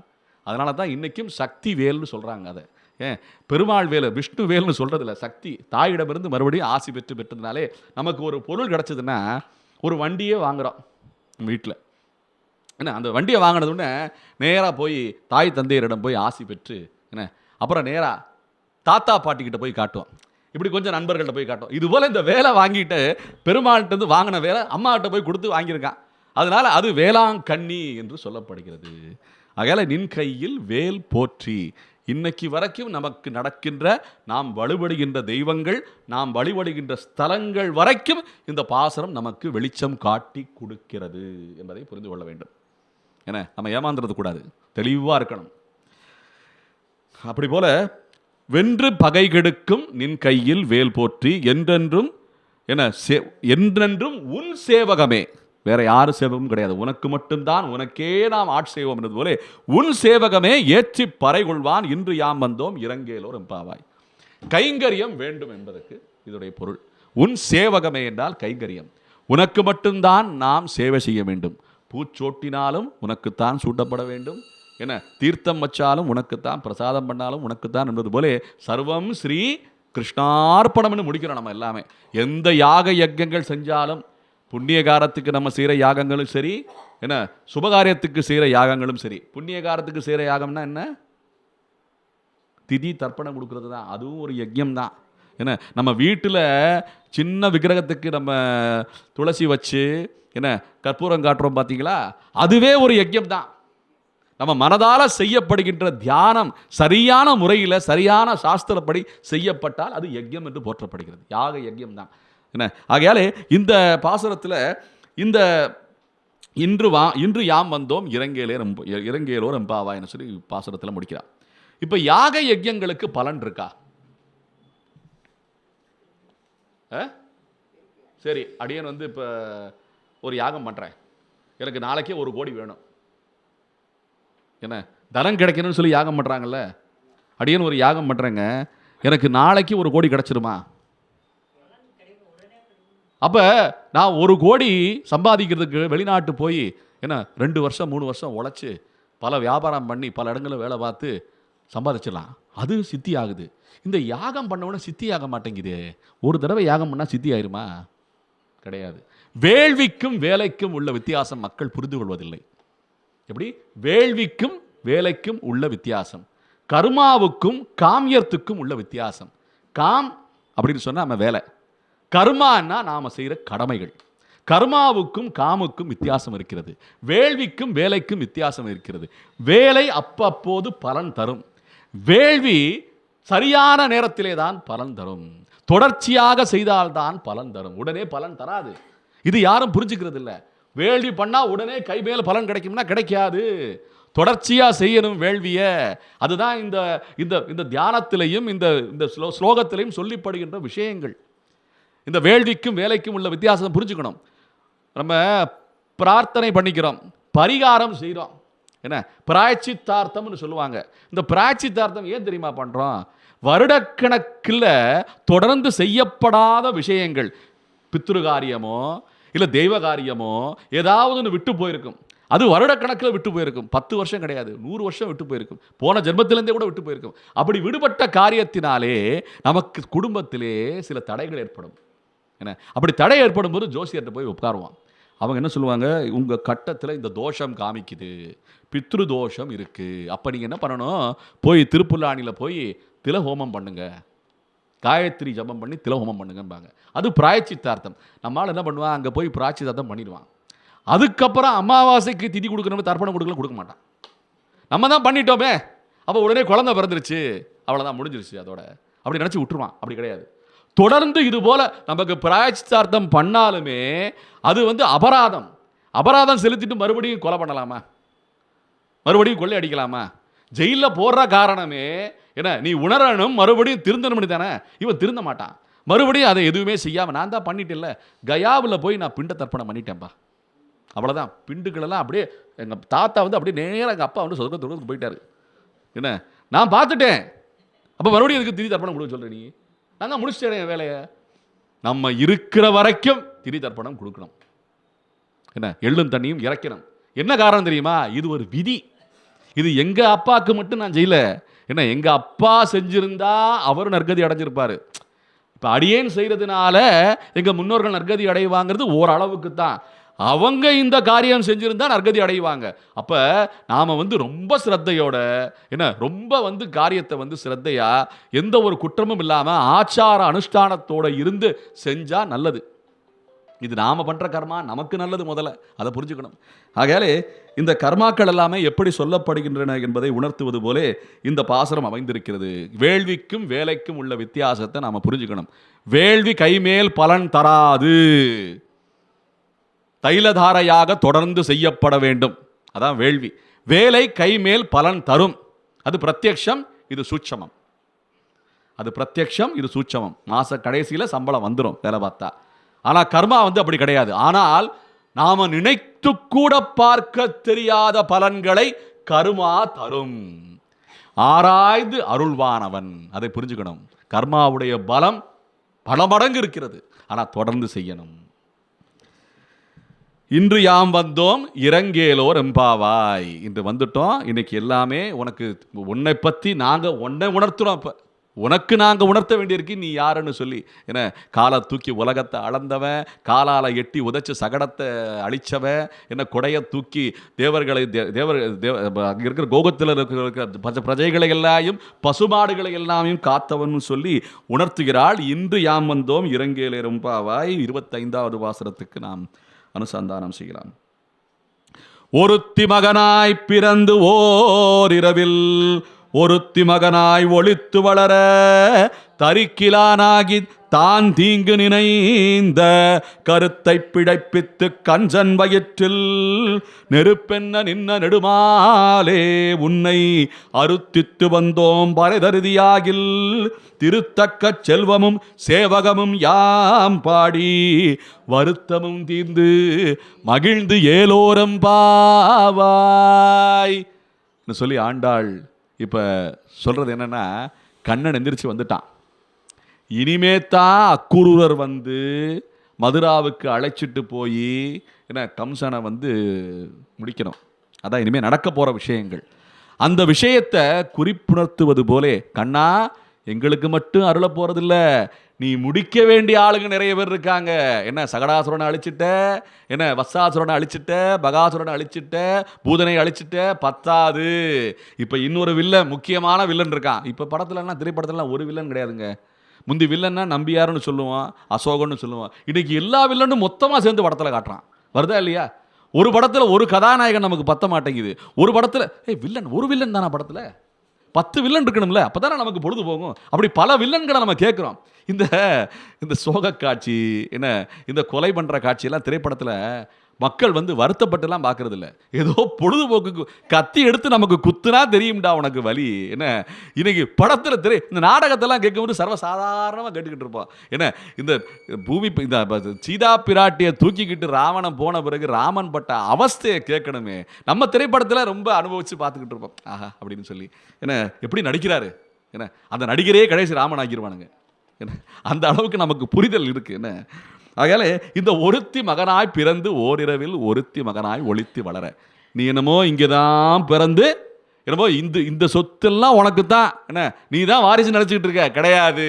நீ பிறந்தது வேற இடம். ஒருத்தி மகனாய் பிறந்து ஓரிரவில் ஒருத்தி மகனாய் ஒளித்து வளரப்பட்ட கண்ணன் நீ. என்ன உனக்கு இடமே கிடையாது, எது இடம்னு உனக்கே தெரியாது, நிரந்தரமே கிடையாது, நீயே ஒரு நாடோடிங்கிறது போல. ஏன்னா உண்மையிலே கண்ணன் வந்து ஓடி ஓடி அலைஞ்சிட்டாங்க. இந்த மக்களை இந்த மகாபாரதத்தில் பார்த்தீங்கன்னா ரொம்ப அவஸ்தைப்பட்டது யார் தெரியுமா? அதாவது சொன்ன பேச்சை எவனுமே கேட்கல. என்ன கூட இருந்து குழி பறிச்சவங்கன்னு சொல்றது போல யாருமே கிடையாது. உண்மையிலேயே கூட இருந்து குழியை பறிச்சுட்டாங்க. துரியோதனாச்சும் தூது வரும்போது என்ன அவன் அவர்மதற்குண்டான இடத்துல குழியை பறிச்சான். இவங்க பாண்டவர்கள் இருக்காங்கல்ல, சொன்ன பேச்சை எதையுமே கேட்காம குழியை பறிச்சுக்கிட்டாங்க. அதான் உண்மை. என்ன திரௌபதியை வைக்கும்போது வைக்க வேணாம்னு அந்த புத்தி என்ன தர்மனுக்கு வந்திருக்கணும்ல. சகுனியை உட்கார வைக்கும்போது அவன் கண்ணனை எப்படி தெரியும் நினைச்சிருக்கான் தர்மபுத்திரன்? கண்ணனுக்கு இது தெரியவே கூடாது. அவருடைய தியானம் பூரா எப்படி இருக்கு பாருங்க, கண்ணனுக்கு மட்டும் இது தெரியக்கூடாது. நான் ஆடுற இந்த சூதாட்டம் கண்ணனுக்கு தெரியவே கூடாதுன்னு ஒதுக்கிட்டானா கண்ணன். அதுதானே பிரார்த்தனை உனக்கு, அதையும் நிறைவேற்றுறேன் போ அப்படின்னு சொல்லி ஒதுக்கிட்டான். அந்த அளவுக்கு செய்யக்கூடாத விஷயங்கள் எல்லாம் செஞ்சுருக்காங்க. அதனால தான் மாட்டிக்கிட்டு முழிக்கிறானுங்க. அப்படி போல் ஒவ்வொரு வீட்லேயும் ஒரு மகாபாரதம் இருக்குது. ஏன்னா ஒவ்வொரு வீட்லேயும் ஒரு ராமாயணம் இருக்குது. நம்ம அதை புரிஞ்சுக்கிட்டு இதெல்லாம் படிச்சுக்கிட்டு எது செய்யணும் எது செய்யக்கூடாதுன்னு சொல்லி 2வது பாசுரத்திலே ஆண்டாள் சொல்லிட்டா. என்ன செய்யாதன செய்யோம், என்ன தீக்குறளை சென்னோதோம், ஐயமும் பிச்சையும் ஆந்தனையும் செய்யாதன செய்யோம்னு அந்த நோ அப்படின்னு சொல்கிறான் பார்த்தீங்களா? அதை இன்னைக்கு நம்ம புரிஞ்சுக்கணும்ல. நம்ம எது செய்யக்கூடாதோ அதை செய்யாமல் இருக்கணும் இல்லைங்கிறது போல நிறைய விஷயங்கள் தத்துவார்த்தமாகவும் நாடகமாகவும் பகவான் விளையாடி இருக்காரு. அதுபோல் ஒருத்தி மகனாய் பிறந்து ஓரிரவில் ஒருத்தி மகனாய் ஒளித்து வளர தான் தீங்கு நிறைந்த தரிக்கிலானாகி தான் தீங்கு நிறைந்த கருத்தை பிழைப்பித்து கஞ்சன் வயிற்றில். நிறைய கருத்து, என்ன நிறைய கருத்து நமக்கு புரிஞ்சுக்கணும். இன்னைக்கு நிறைய வீடுகளில் பார்த்தீங்கன்னா மனைவி கணவன்லாம் பிரிஞ்சு போகிறாங்க. என்ன தீய வளர்த்து அக்னி சாட்சியா திருமணம் பண்ணிக்கிட்டவங்க என்ன ஏதேதோ அற்ப காரணத்துக்காக என்ன ஏதேதோ கருத்துக்களை சொல்லி என்ன கருத்து முரண்பாடு. என்ன அது என்னையா கருத்து, அதை எங்களுக்கு கொஞ்சம் சொல்லுங்களேன் பார்ப்போம். எந்த சட்னி சரியாக வேகலையோ, எந்த தோசை இவங்க சுடலையோ, என்ன எந்த மாவு ஆட்டலையோ, என்ன கருத்துப்பா, எதனாலப்பா பிரியிறீங்க? காலங்காத்தால் காப்பி தண்ணியை புருஷன் போட மாட்டேங்கிறான்னு பிரிஞ்ச கதை. என்ன தோசையில் மாவு சரியில்லான்னு பிரிஞ்ச கதை. என்ன வேலைக்கு போகிற சம்பளத்தை கொடுக்கல, சரியாக கொடுக்கலன்னு பிரிஞ்ச கதை. இப்படி கதையாக இதுதான் கருத்து. என்ன இந்த கருத்து வேறுபாட்டில் தான் பிரிகிறாங்களாம். மக்களுக்கு வாழவே தெரியலையே. என்ன ஒரு செவத்தில் போய் ஒரு ஆணி அடிக்கணும்னா முதல்ல தொலைவு போடணும். அப்புறம் அந்த ஆணியை வச்சு லேசாக ஆட்டி ஆட்டி பார்க்கணும். அப்புறம் தான் அந்த ஆணியை பிடிச்சிக்கிற அளவுக்கு செவர் இருக்கான்னு சொன்ன பிறகு தான் ஆணியை ஏற்றணும். சக்கையை வச்சு ஏற்றுவாங்க. இத்தனை வேலை இருக்கே நம்ம ஆளுங்களுக்கு. ஆணி போய் அங்கே உட்காரணும்னு சொன்னால் உடனே போய் உட்காந்துடணுமா. வாழ்க்கை அட்ஜஸ்ட்மெண்ட் இல்லாமல் வாழ்க்கை கிடையாதுங்க. என்ன கணவனானாலும் சரி மனைவியானாலும் சரி அனுசரித்து சரியான முறையிலே வாழ்வது தான் நமக்கு கற்பிக்கப்பட்ட பாடங்கள் எல்லாமே. அக்னி சாட்சியா அக்னி வலம் வந்து திருமணம் செஞ்ச அந்த ஆணும் பெண்ணும் அக்னி சாட்சியை எப்படிங்க வாபஸ் பெற முடியும்? நீங்கள் போய் சட்ட ரீதியாக அந்த என்ன வளாகத்தில் போய் நின்று என்ன அந்த நீதிபதி சொல்லிடுவார், என்ன அந்த நீதிபதி அக்னியை வளர்க்குறாரு. அப்போ அக்னி எங்கே போச்சு, மந்திரங்கள் எங்கே போச்சு, சாட்சி எங்கே போச்சு, எல்லாமே பொய்த்து விட்டதே. அங்கேயே சாஸ்திரத்துக்கு விரோதமாக நாம் நடக்க ஆரம்பித்து விட்டோமே. எங்கே போய் முடிகிறது? சட்டம் வேற, சாஸ்திரம் வேற. சாஸ்திரம் எவ்வளவோ சொல்லுது, அதை சொன்னதை கேட்டால் சட்டம் சரியாக நடக்கும். இன்னைக்கு சட்டப்படி சாஸ்திரமும் இல்லை, ரெண்டுமே ஒத்து போகலையே. அப்போ எப்படி ஆண்டாள் சொல்கிற பாசுரப்படி நாம் விளங்க முடியும் என்பதை நாமே பரீட்சித்து ஆராய்ச்சி பண்ணி பார்க்க வேண்டும் நம்ம வாழ்க்கையில். அதனால இந்த ஒருத்தி மகனாய் பிறந்து ஓரிரவில் ஒருத்தி மகனாய் ஒளித்து வரல தரிக்கிலானாகி தான் தீங்கி நினைந்த. தரிகெட்டு போயிருக்கான், தரிக்கிலானாகி. தரிகெட்டு போச்சுன்னா எப்படிங்க ஆடை நல்லா இருக்கும்? நெசவு பண்ணுறவங்க நம்மெல்லாம் புரிஞ்சுக்கணும்ல. அதான் சொல்கிறா, நம்ம நெசவுக்காண்டி தான் சொல்கிற ஆண்டாள் பூமி பிராட்டி. என்ன தரிக்கிலானாகி தான் தீங்கு நினைந்த கருத்தை பிழைப்பித்து கஞ்சன் வயிற்றில். கருத்து என்ன யாருன்னா பகவான் தான் கருத்து. அவன்தான் கருமையாக இருக்கின்ற அந்த கரிய நிறமுடைய கண்ணன். கருத்தை பிழைப்பித்து கஞ்சன் வயிற்றில் நெருப்பென்ன நின்ன நெடுமாலே அப்படின்னு சொல்லி டென்ஷன் ஆயிட்டானா. யாரு? கஞ்சன். கஞ்சன் அப்படின்னு சொல்றா. கம்சனைத்தான் கஞ்சன்னு சொல்றா. நம்ம தமிழ் பாஷையில் அவன் பெரிய கஞ்சன் சொல்கிறோம்ல, அந்த கஞ்சன்ன்ற வார்த்தையே கம்சனைத்தான் குறிக்குது. இது வரைக்கும் நமக்கு தெரியல. காசு செலவழிக்காமல் இருக்கிறவன் மட்டும் கஞ்சன் கிடையாது. ஏன்னா காசு செலவழிக்காமல் தர்ம காரியத்தில் ஈடுபடாத அனைவருமே, சாஸ்திரப்படி வாடாத அனைவருமே, பகவானை அறியாத அனைவருமே கஞ்சமா பிரபுகள் தான். எல்லாருமே கம்சன் தான், அவனுடைய வம்சங்கள் தான் அப்படின்னு சொல்வது போல நெருப்பென்ன நின்ன நெடுமாலே கருத்தை பிழைப்பித்து அவன் உணரக்கூடிய வகையிலே கண்ணனை இனிமே நாம தொட முடியாது. இனிமே நாம வில்லன் கிடையாது. என்ன நம்ம பெரிய வில்லன் நினைச்சிட்டு இருக்கோம். போன அடியாட்கள் எல்லாமே என்ன அடியாட்கள்லாம் சில சொல்ல அடியாள்னா என்ன அர்த்தம்? இன்னைக்கு அடியாருக்கும் அடியாளுக்கும் வித்தியாசம் தெரிய மாட்டேங்குது. அடியாள்னா பூரா முரட்டு பசங்கன்னு அர்த்தம். இன்னைக்கு அடியாருன்னு சொன்னா தேவனுடைய அடியார்கள்னு அர்த்தம், பகவானுடைய அடியார்கள். எல்லாருமே அடியாளத்தான் இருக்கான, அதில் அடியார்கள் காணா இன்னைக்கு. என்ன அதுபோல இந்த கருத்தை பிழைப்பித்து கஞ்சன் வயிற்றில் நெருப்பு போல நின்றுட்டானாம். நெருப்பென்ன நின்ன நெடுமாலே உன்னை அறுத்தித்து வந்தோம் பறைதருதி ஆகில். என்ன நீ ஏதாவது கொடுக்கணும்னு நினைச்சா போன பாசுரத்திலே கேட்டோம், யாம் வந்த காரியம் ஆராய்ந்து அருள்னு கேட்டோம். இப்போ மறுபடியும் ஊர்ஜிதம் பண்றாத, நீ ஏதாவது எங்களுக்கு கொடுக்கணும்னு நினைச்சா அந்த கொடுக்கக்கூடிய செல்வம் எப்படி இருக்கும்னா திருத்தக்க செல்வமும் சேவகமும் யாம் பாடி அப்படின்னு பாருங்க. அந்த செல்வம் நமக்கு கிடைக்கணும்னா நீ பார்த்து உன்னுடைய அருள் புரியப்பட்டு அதை திருத்தி எங்களுக்கு கொடு. முதல்ல ஆராய்ச்சி பண்ணி அருள், இப்போ திருத்தி நீயே திருத்திருப்பா. ஏன்னா திருத்தம்ங்கிறது வாழ்க்கையில் நடக்காமல் இருக்காதுங்க. நம்ம இன்னைக்கு வாழ்க்கையில் உத்தியோகத்துக்கு வந்திருக்கோம், எவ்வளோ பெரிய நிலையில் இருக்கோம், ஏன்னா எவ்வளோ பெரிய இன்ஜினியராக வேலை பார்த்து எவ்வளோ பெரிய ஒரு கல்லூரியில் படித்து ஒரு பெரிய ஆலையில் போய் வேலை பார்த்துருக்காங்கன்னா அந்த வகுப்பறையில் படித்து பாடம் படித்து எழுதின அந்த பேப்பரை திருத்தினதுனால தான் இன்றைக்கி நமக்கு மதிப்பெண் கிடச்சி வந்திருக்கோம். அதுபோல் திருத்தம்ங்கிறது வாழ்க்கையில் ரொம்ப முக்கியம். திருத்தனம் எதுனாலும் நம்ம சரி பார்க்கணும். திருத்தனம் சரி பார்க்கறது தான் திருத்தம்னு சொல்றது. இந்த திருத்தக்க செல்வம் என்ன? பகவானாலே அருளப்பட்ட பிரசாதங்கள் அர்த்தம். நம்ம சாப்பிட்ற உணவே என்ன திருத்தப்படக்கூடிய பிரசாதமாக இருந்தால் தான் நம்ம உட்கொள்ளணும்னு சொல்கிறோம் பார்த்தீங்களா? அப்போ சாப்பாடே அப்படி இருக்குன்னா மற்ற வஸ்துக்கள்லாம் எப்படி இருக்கணும் பாருங்கள். நம்ம வியாபாரத்தில் ஈட்டுறோமோ, வேலை பண்ணி பணம் சம்பாதிக்கிறோமோ, நமக்கு வர்ற பெண்டாட்டி குழந்தை எல்லாமே, குழந்தை செல்வம், எல்லா செல்வங்களுமே திருத்தக்க செல்வமாக இருக்க வேண்டும் அப்படிங்கிறது ஒரு விதம். அப்ப திருத்தக்க செல்வம்னா யாரு? திருவே அமர்கின்ற தக்க இடத்தில் அமர்கின்ற செல்வம்னா யாரு? அகலகில்லேன் இறையும் என்ன அலர்மேல் மங்கை உரை மார்பன், அவன்தான் திருத்தக்க செல்வம். அப்ப யார வேண்டுற ஆண்டாள் இன்னைக்கு?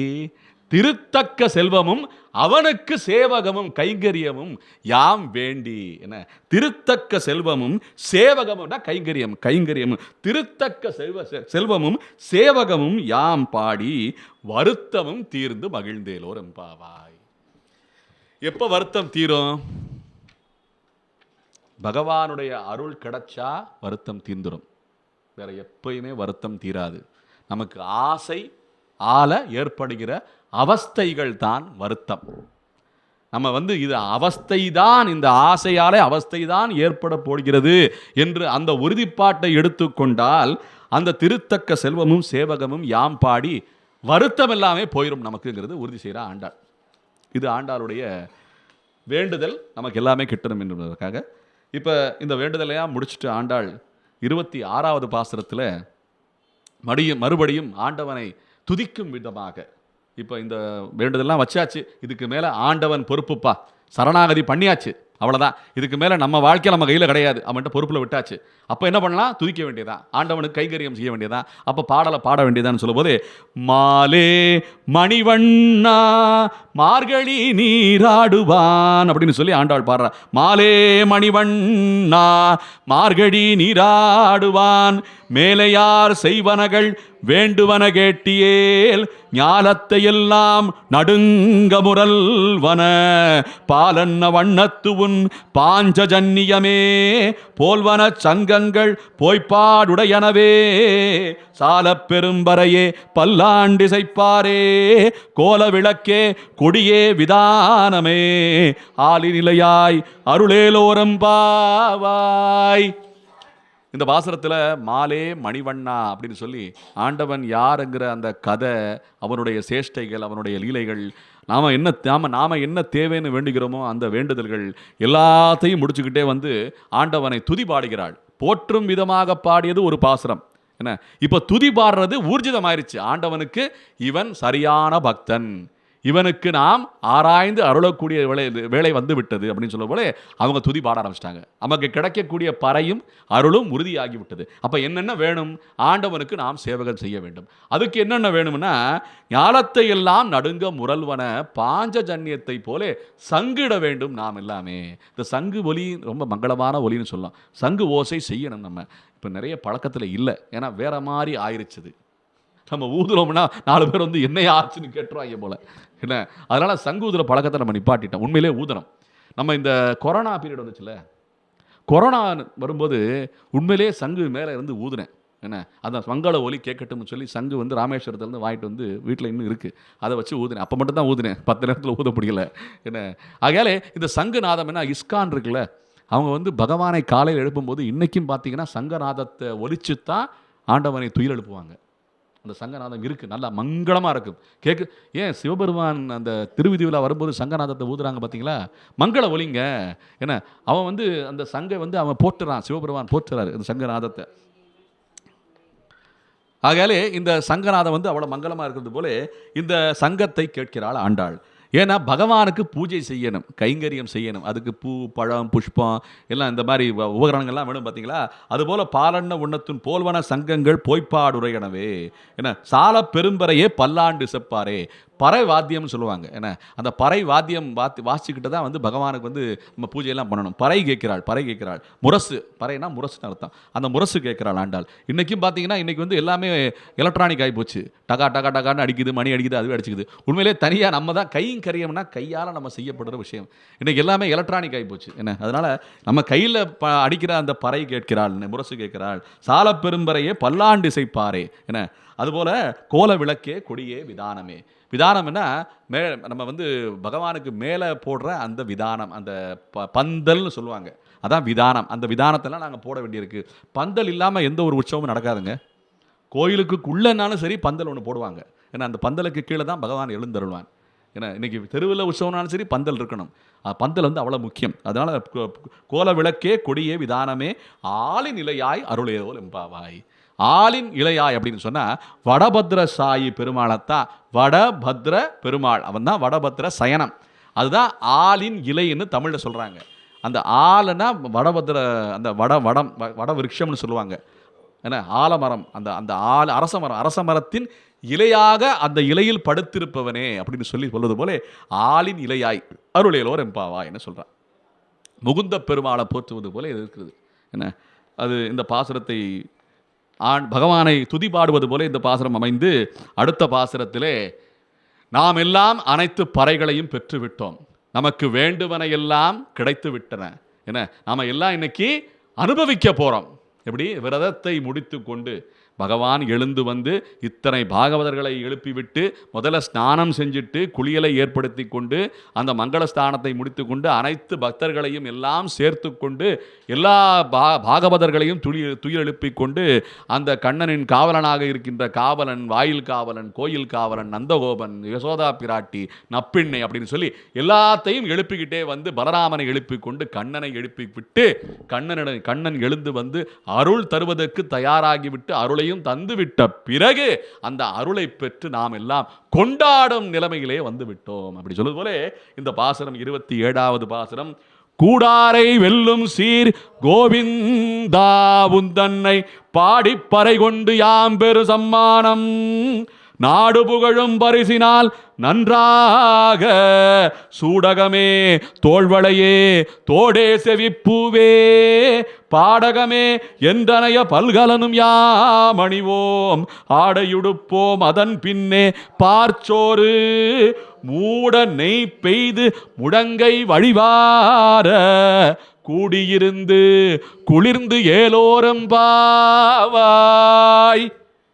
யாரு பகவானை நம்பவில்லையோ, யார் பகவானுக்கு விரோதமான செயல்களில் ஈடுபடுகிறார்களோ என்ன இவங்களையெல்லாம் திருத்தி பகவான் பணி கொள்ள வேண்டும் என்பதற்காகத்தான் இந்த பாசுரங்கள் பாடப்பட்டிருக்கின்றன. ஏன்னா இந்த பாசுரங்கள் முக்கியமாக பாடப்படுகிறதுக்கு யாருக்கென்றால் சிறார்களுக்காக பாடப்பட்ட பாசுரம். இன்னைக்கு நம்ம கோஷீரில் பார்த்தோம்னா பூரா 60, 70, 80 போயிட்டு இருக்கு வயசு. எங்கடா 20 காணா, எங்க 15 காணான்னு தேட வேண்டியிருக்கு. இது முக்கியமாக இந்த பாசுரங்கள் யாருக்கு சொல்லப்பட்டது ஒரு காலத்திலே என்றால் இந்த அம்மாவுக்கு தெரியும், இந்த தாயாருக்கு தெரியும். நீங்கள் எத்தனை வயசுலம்மா இந்த பாட்டை கற்றுக்கிட்டீங்க? எத்தனை வயசு இருக்கும் அப்போ? இல்லை சும்மா ஒரு தோராயத்துக்கு சொல்லுங்க.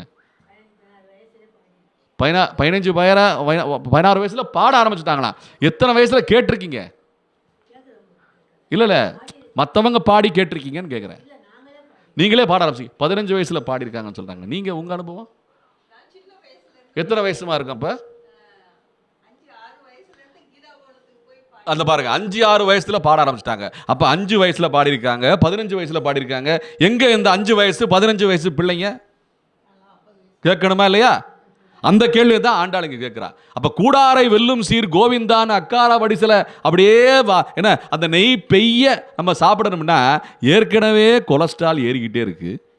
என்ன ஏற்கனவே நமக்கு சுகர் அப்படியே தலை தட்டுது. எங்க மூட நெய் பெய்து முடங்கை வழிவார நாம சாப்பிட முடியும்? ஒரு டப்பா பத்தாது, 2 டப்பா கொடுங்க அப்படின்னு கேட்குறானுங்க. என்ன அவங்க சாப்பிட்டா பிரச்சனை அவங்களுக்கு தானே, அவங்களுக்கே தெரியும். அப்போ யாருக்கு கொண்டு போய் கொடுக்குறாங்க தெரியுமா? அவங்க சிறார்களுக்கு கொண்டு போய் கொடுக்குறாங்க அந்த பிரசாதத்தை. ஏன்னா அதை சாப்பிடக்கூடிய விஷயங்களை வஸ்துக்கள் நமக்கு போதாதுன்னு தெரியும், நமக்கு ஏற்கது கிடையாதுன்னு தெரியும். அதனால் சின்ன சின்ன பசங்களுக்கு போய் கொடுக்குறாங்க. அந்த அக்கார வடிசல் சின்ன சின்ன பசங்களுக்கு கொடுக்கும்போது இந்த பாசனத்தையும் சேர்த்து ஊட்டணுமா இல்லையா? சாப்பிட்ற விஷயத்தில் செலுத்துகிற அக்கறை இது போன்ற ஞான விஷயத்தில் செலுத்தினா நாடு எங்கேயோ போயிடுமே. ஏன்னா பக்தியில் அப்படியே நம்ம தெளிவுபட ஆரம்பிச்சிருவோமே, பிரச்சனையெல்லாம் தீர்ந்துடுமேம்மா இப்படி சொல்றது போல இந்த பாசனம் கூடாரை வெல்லும் சீர் கோவிந்தா. அதுபோல யாராருக்கு கூடுவதற்கு தயாராக இல்லையோ, அந்த தயார் நிலையில் இல்லையோ அவங்களை எல்லாம் கூட்டுங்கன்னு சொல்லி ஆண்டாள் வேண்டிக்கிறா. கூடாரை வெல்லும் சீர் கோவிந்தா உந்தன்னை பாடி பறை கொண்டு யாம் பெரு சம்மானம். அந்த சம்மானம் தான் இன்னைக்கு வேணும் நமக்கு. அதுதான் சம்மானம். நமக்கு காசு பணத்துக்கு பஞ்சம் இல்லை, சாப்பாடு என்ன திரவியத்துக்கு பஞ்சம் இல்லை, சாப்பாடு குடிக்கிறதுக்கு பஞ்சம் இல்லை. எல்லாம் நிறைய போக விஷயங்கள் கொட்டி கிடக்கு. நம்ம ஊர் சமாச்சாரம் மட்டும் கிடையாது, வெளியூர் சமாச்சாரம்லாம் உள்ள வந்து கிடக்கு. என்ன பிஸாங்கிறான், பர்கருங்கிறான், என்னென்னமோ சொல்கிறானே. என்ன சாப்பாட்டுக்கு குறைங்க? எல்லா விஷயங்களும் கிடக்கு. முக்கு என்னத்தையோலாம் வைக்கிறான். என்ன வடநாட்டு சமாச்சாரம்னு சொல்லிட்டு இருந்தான், இப்போ மேல்நாட்டு சமாச்சாரம் வேற வந்துருச்சு. என்ன மேலையார் செய்வனகள், என்ன மேலையார் செய்வனகள் இப்படி நிறைய வந்துருச்சே. இந்த மேலையார் செய்வனகள்ங்கிறதுக்கு அர்த்தம் தெரியுமா? நிறைய பேர் நினச்சிட்டு இருக்காங்க இந்த மேலையார் செய்வனா மேல்நாட்டு மக்கள் செய்வனா பூரா நார்த்து, பூரா வந்து அமெரிக்கா, ஆஸ்திரேலியா, அவங்க தான் மேலையார்களாம். இன்னைக்கு மேலையார்னா யாருன்னா ஞானம் பெற்று என்ன ஆச்சார அனுஷ்டானத்திலே சிறந்து யார் இருக்கிறார்களோ அவங்க தான் மேலையார்கள். யார் தர்ம நெறியை பின்பற்றி யார் தர்ம நெறியை கடைபிடித்து மற்றவர்களுக்கும் சொல்லிக் கொடுக்கும் அளவு இருக்கிறார்களோ அவங்க தான் மேலையார்கள். அப்படி மட்டும்தான் இருந்த காலம் ஒன்று பெரியவங்கன்னு சொல்லி இன்னைக்கு அதெல்லாம் காணாமல் போயிருச்சு. அந்த மேலையார் செய்வனகள் வேண்டுவன கேட்டியல்னு சொல்லி ஆண்டாள் போன பாசனத்தில் சொல்லியிருக்கா. அதுபோல அந்த மேலையார்களாக இல்லாமல் இருக்கின்ற, அவங்க சொல் பேச்சை கேட்காமல் இருக்கின்ற அந்த கூடாரை வெல்லும் சீர் கோவிந்தான்னு சொல்லி ஆண்டாள் போற்றுறான். இதுதான் உண்மையான அர்த்தம், இன்னைக்கு நடைமுறைக்கு தேவையான அர்த்தம்.